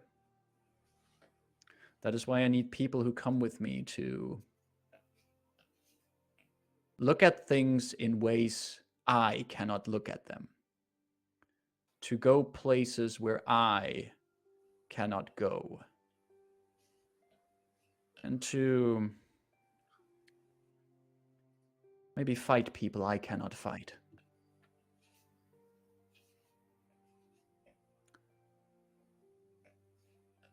Yes, Dythun. I have a question before Dythun speaks. Haral didn't come with us, did she? Glad you asked. Back of my mind too. It's like, Dythun, you would know that Haral is on board of the ship. You've made a... Okay. Kavala has sent her along. Then Dythun doesn't have a question then. Perfect.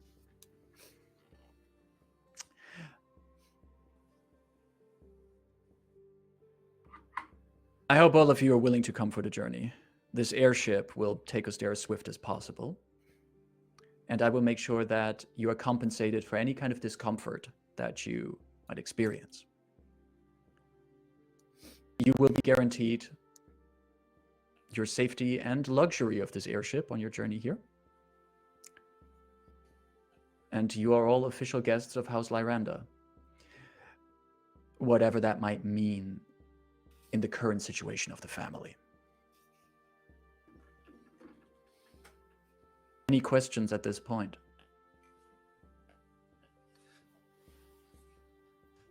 I have one, actually. Well,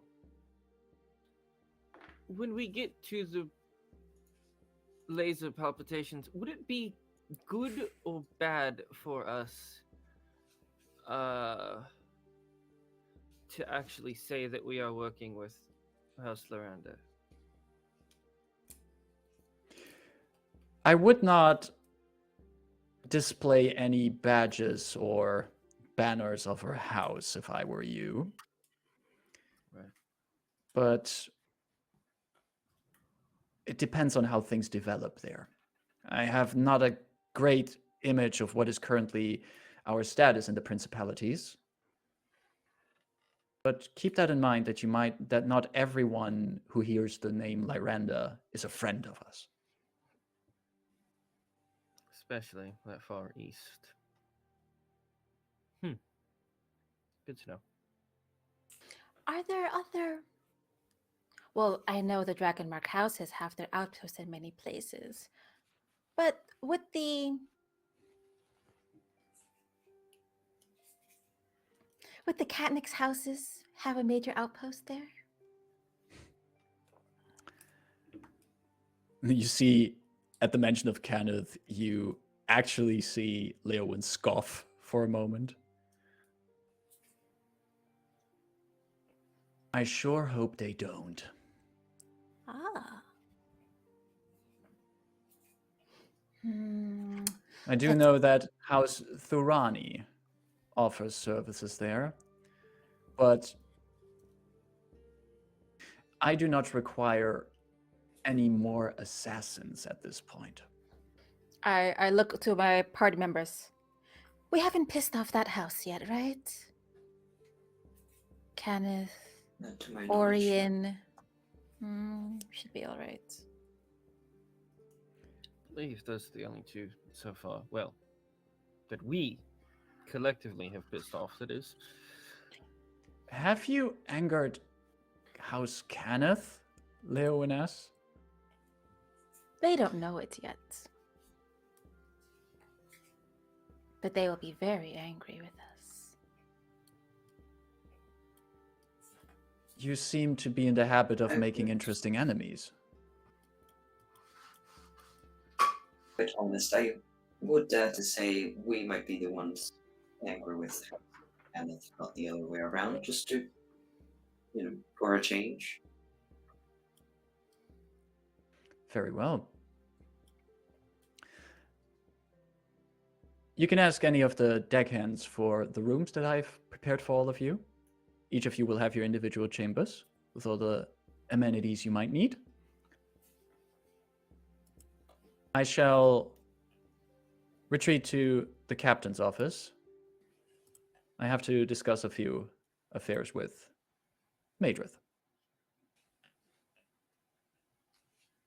He nods at all of you and then looks at Delphine. He steps a little bit closer to you, Delphine.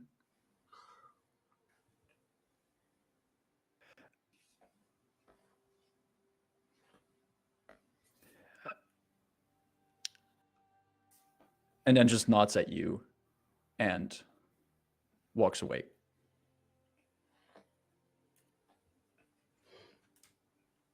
Oh well. Rayn mutters, "Oh, to be a mind reader."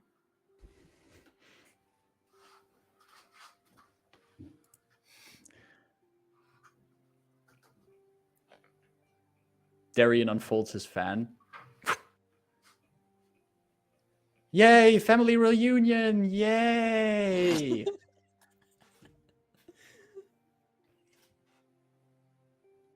And we're going to the Principalities. I haven't been in the Principalities yet. Wonder what it's like. Pirates. Oh, they'll love you, Darian. Do you have any pirate-esque wardrobe for yourself? Scylla? Scylla! And he wanders off and he just shouts for Scylla. Well, it'll be a pleasure working with you. And I wink at the tiefling. Belden straightens his coat once again. Yeah, nice to meet all of you. I'm Belden. Belden Zane. I'm Nice captain to meet of you, ship. Belden Zane.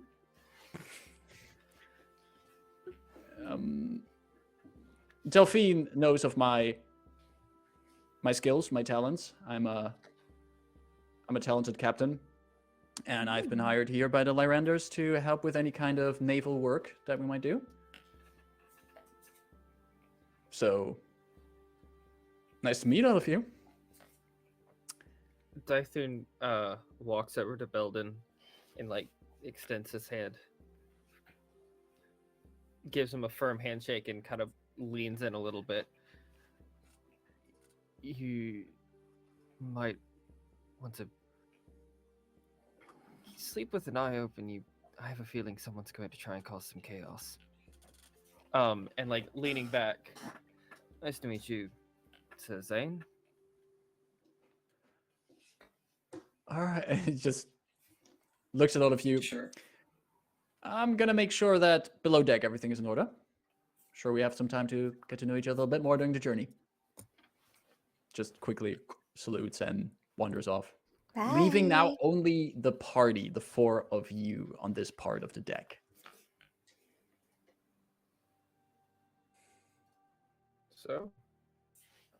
So indeed. Well, been, It seems like we're not able to have like normal get-togethers. Well, at this point, I believe normal would constitute what is the most frequent, right? So I'd say this is a pretty average get-together for us. We do seem to have a thing for airships and falling from the skies.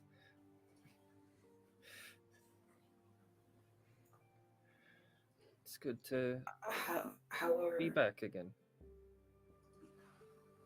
How are all of you? I've missed you. Have you been all right? Oh, Rebus, you are far too sweet.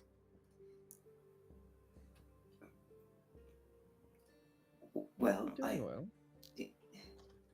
You're my friends. I care about your well-being.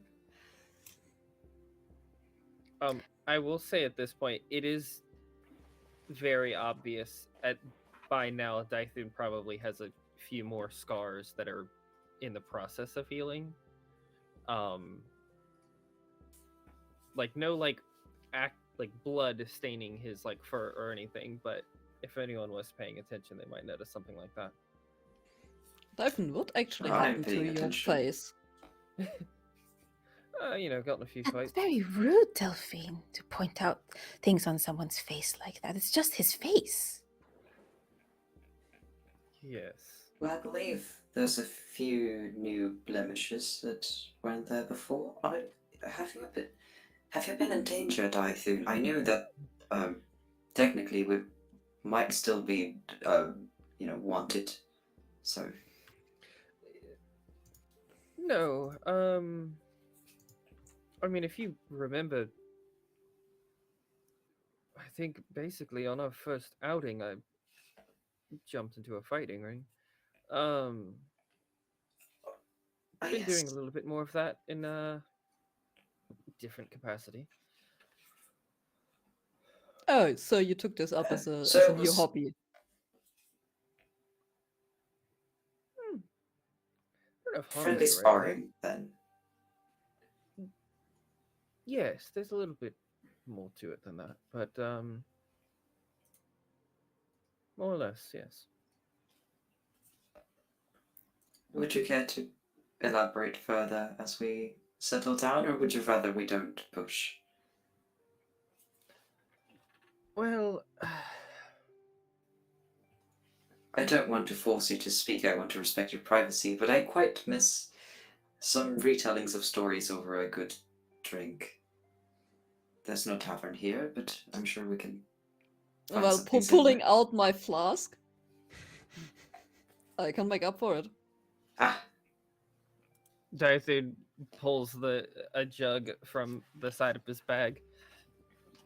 Been working on a new batch. Why not crack it open now? I guess we have enough drinks. Rayn pulls out like this mostly empty bottle. I think it just says XXX on it.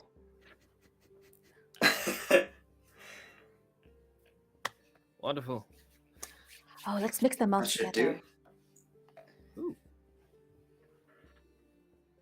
We still haven't quite found out if I can get intoxicated, right? It might Yes, be. we will find out tonight. It is simply a state of mind.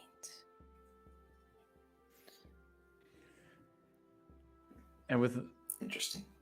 that, with the combined liquor in the possession of the party, I do not have the sliver of a doubt that the party is not going to find a good, cozy place aboard this unnamed airship to drink, talk, and get ready for this next chapter. But before we roll the credits today,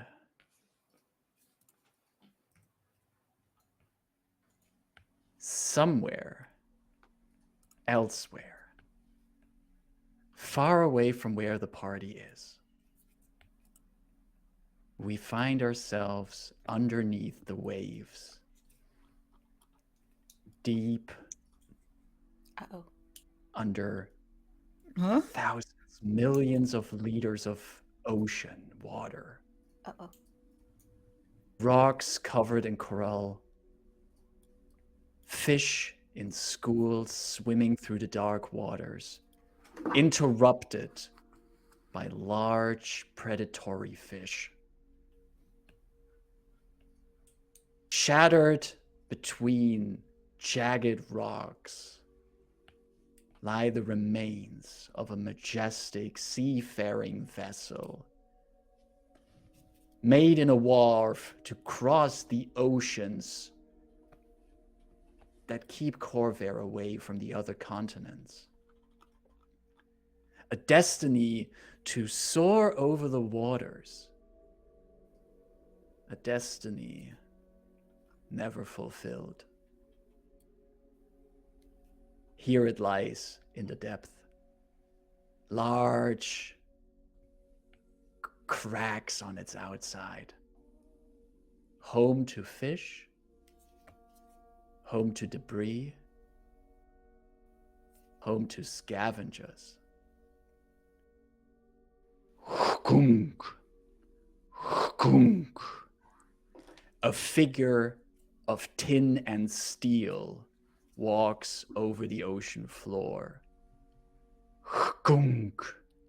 Hkunk. Slow, heavy motions. On the top of this bipedal figure, this armor with large tanks on his back, and from the tanks, this long pipe going to somewhere off into the darkness of the ocean. On top of this figure is a bulbous head, a helmet.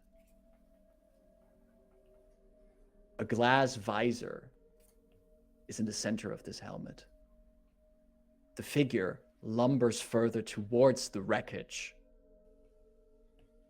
looks at it. We now see the view from the wreckage shifting over to this diving figure in this ornate, complex diving suit. And through the glass visor, we just see the smiling face of Oria Irkoren. And that's where we're going to end today's session.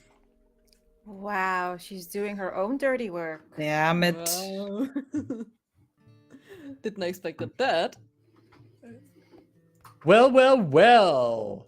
Alrighty, this was our 50th session. Everyone, bring it up for yourself. 50 sessions in the books. Thank you all for being here on this half of 100 sessions as we kick off this chapter of the adventure. How's everyone feeling? Very good. Interested. Excite. Curious. New shenanigans. Oh boy. Yeah, oh New boy. shenanigans. in new places. We've really gone places, huh? Yeah, Like, true. thinking now that Austin was bringing up what Dythun did with like fighting in the ring, that feels like ages ago. Yeah, that does. Session 2, I think. Different game I think- altogether. Yeah. I think, yeah. Mm-hmm. I think it was session either 2 or 3. And now you're on airships going to the other end of the world and help a dragon-marked house in whatever kinds of problems it's currently having. Yeah. You're telling new stories here. Very fun. All right. A lot of fun. Thank you so much for the cool narration and setups. Yeah, thank you. Thank all of you Yes. for also providing all the fuel for that. And I'm really curious on how we're going to fill out this next chapter of it. So glad that we can also. And also, the thing is, with having already run 50 sessions, one of these big memes that always come up in TTRPGs is how hard scheduling issues are and how campaigns fall apart after like 5 sessions or something, people not dedicating to stuff like that. But it is always great to see that the key to that, it's not just one person at the table that makes sure that you run 50 sessions. It's everyone at the table. It's everyone who comes back for every session, everyone who invests in the character, everyone who invests in the game and everything. It's always a team effort. So This is also why I'm so happy to have all of you here still after 50 sessions, and hope for at least another. Well, and also 50 like sessions. having this on a stream kind of like helps. It does also help. Yeah, Yes, yeah. it does also help. Minor detail. Responsibility to that. Even But- them are lucky ones, because I do know I have some friends, acquaintances who streamed games also. They don't have the momentum to carry forward. Exactly. It's still a matter of dedication, of coming back every week to also continue telling the story. I'm so glad we're all here every week and we never miss any games ever. Don't worry about that. You're still. I'll definitely not be missing next week. Wouldn't be me. Sometimes life happens, Yeah. gets in the way of us playing the games we want. Exactly. We can't all just like run 12 games a week or something. That's. Yeah, sadly. We can't. I mean, Please do so responsibly with minding your own emotional needs. If you do want Yes. to run 12 games, don't burn yourself out. True. That would be Indeed. a scheduling nightmare, but right. But we are going to slowly wrap up our 50th session here before we head back week. But before we head out, next week's session is going to be so a little bit of a special session, because we will be using it to raise funds for charity next week, because we actually next week have 2 streams in dedication to a great charity. I'm looking at Ida. Would you like to talk about it, or should I continue talking? I feel like I talked so much already. Oh, we can share a little bit. Hi, everyone. Thanks for joining us. At Horde of Tales, we like to, where we can, mix it up a little bit. Next week, we're going to be hosting an amazing EU-UK exclusive table. We're going to be playing not D&D, but we are going to be bringing the wonderful Garbage Dragon Cobalt Energy back for a game of 3 kobolds in 1 trench coat, being held by an amazing DM called Safia. She's an amazing DM from Spain, with an amazing cast as well. And they're going to be, get this, 3 kobolds in a trench coat. What? But one of the best things about it, though, is they're going to be playing for charity. Unbelievable. We're going to be joining this large initiative organized by Women Against Violence Against Women, which is a charity organization based in Canada, who supports people who have been affected by sexual abuse, and especially those that are further marginalized by intersectional issues, such as being trans women, being First Nations women because they are in Canada, and these other factors where they need even more help and more support. And that's where WAVAW kicks in. And they're going to have a whole event this month called Streaming for Survivors. So we're going to be dedicating next week's Convergence Manifesto episode and Sophia's game of 3 kobolds in a trench coat to raising money for this amazing, amazing charity.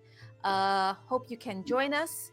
Tell all your friends. Tell your friends who may have a little bit of extra money in the couch, because spreading the word to other people who may have more means to donate, because it's been a tough year, helps out very, very much. And we are very grateful for anything you can do to join us, support the cause, or spread the word about us. That is a very valid form of support. Absolutely. Thank you very much, Ida. I'm really looking forward to not just our game next week dedicated for it, but also especially the 3 kobolds in the trench coat. It is a fun game. I have a feeling that the group that got together for that is going to be a really fun group to watch as well. A lot of great energy in there. So join us for that next week.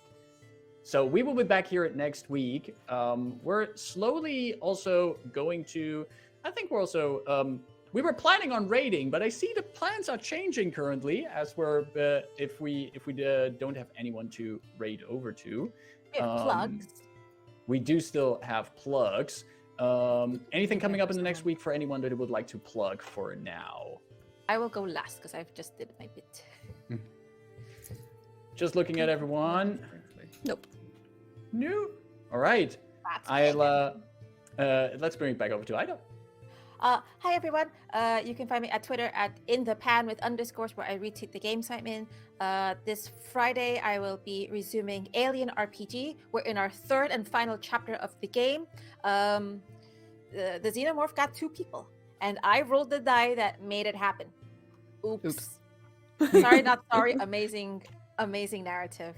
Be there at Girls Run These Worlds at 7:30 GMT.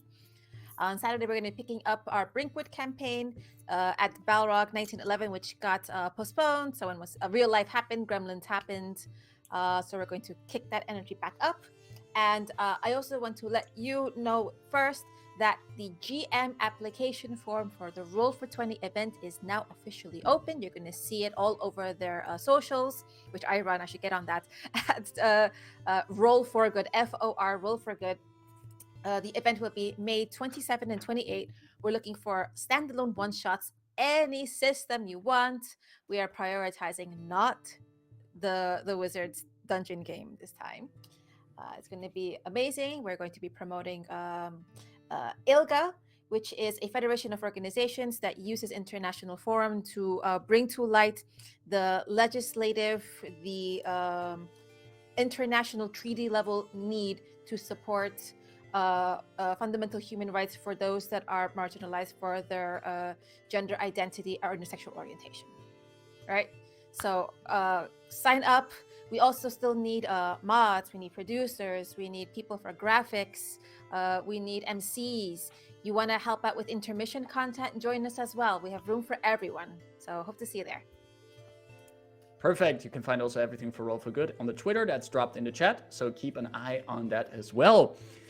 Me, myself, you're going to see me here back next week on Tuesday, but you can also check me on Saturday over at Manapod Studios, where we're going to have our next session of a Vampire the Masquerade 5th edition game, A Study in Ivory. Things are going very interesting for our coterie over there. We're absolutely at a really interesting point. And you should totally, if you like inter-character drama, vampire politics, and all of that in the beautiful French city of Nice, you should totally check us out on coming Saturday at Manapod Studios. Until then, I am and will remain Marcus, known as such individual, GM here. Thanks everyone who joined here today. Thanks to my fantastic table for this session today, and we will be back here next week. Same place, same time. Take care. See you then. Bye, Daddy. Bye.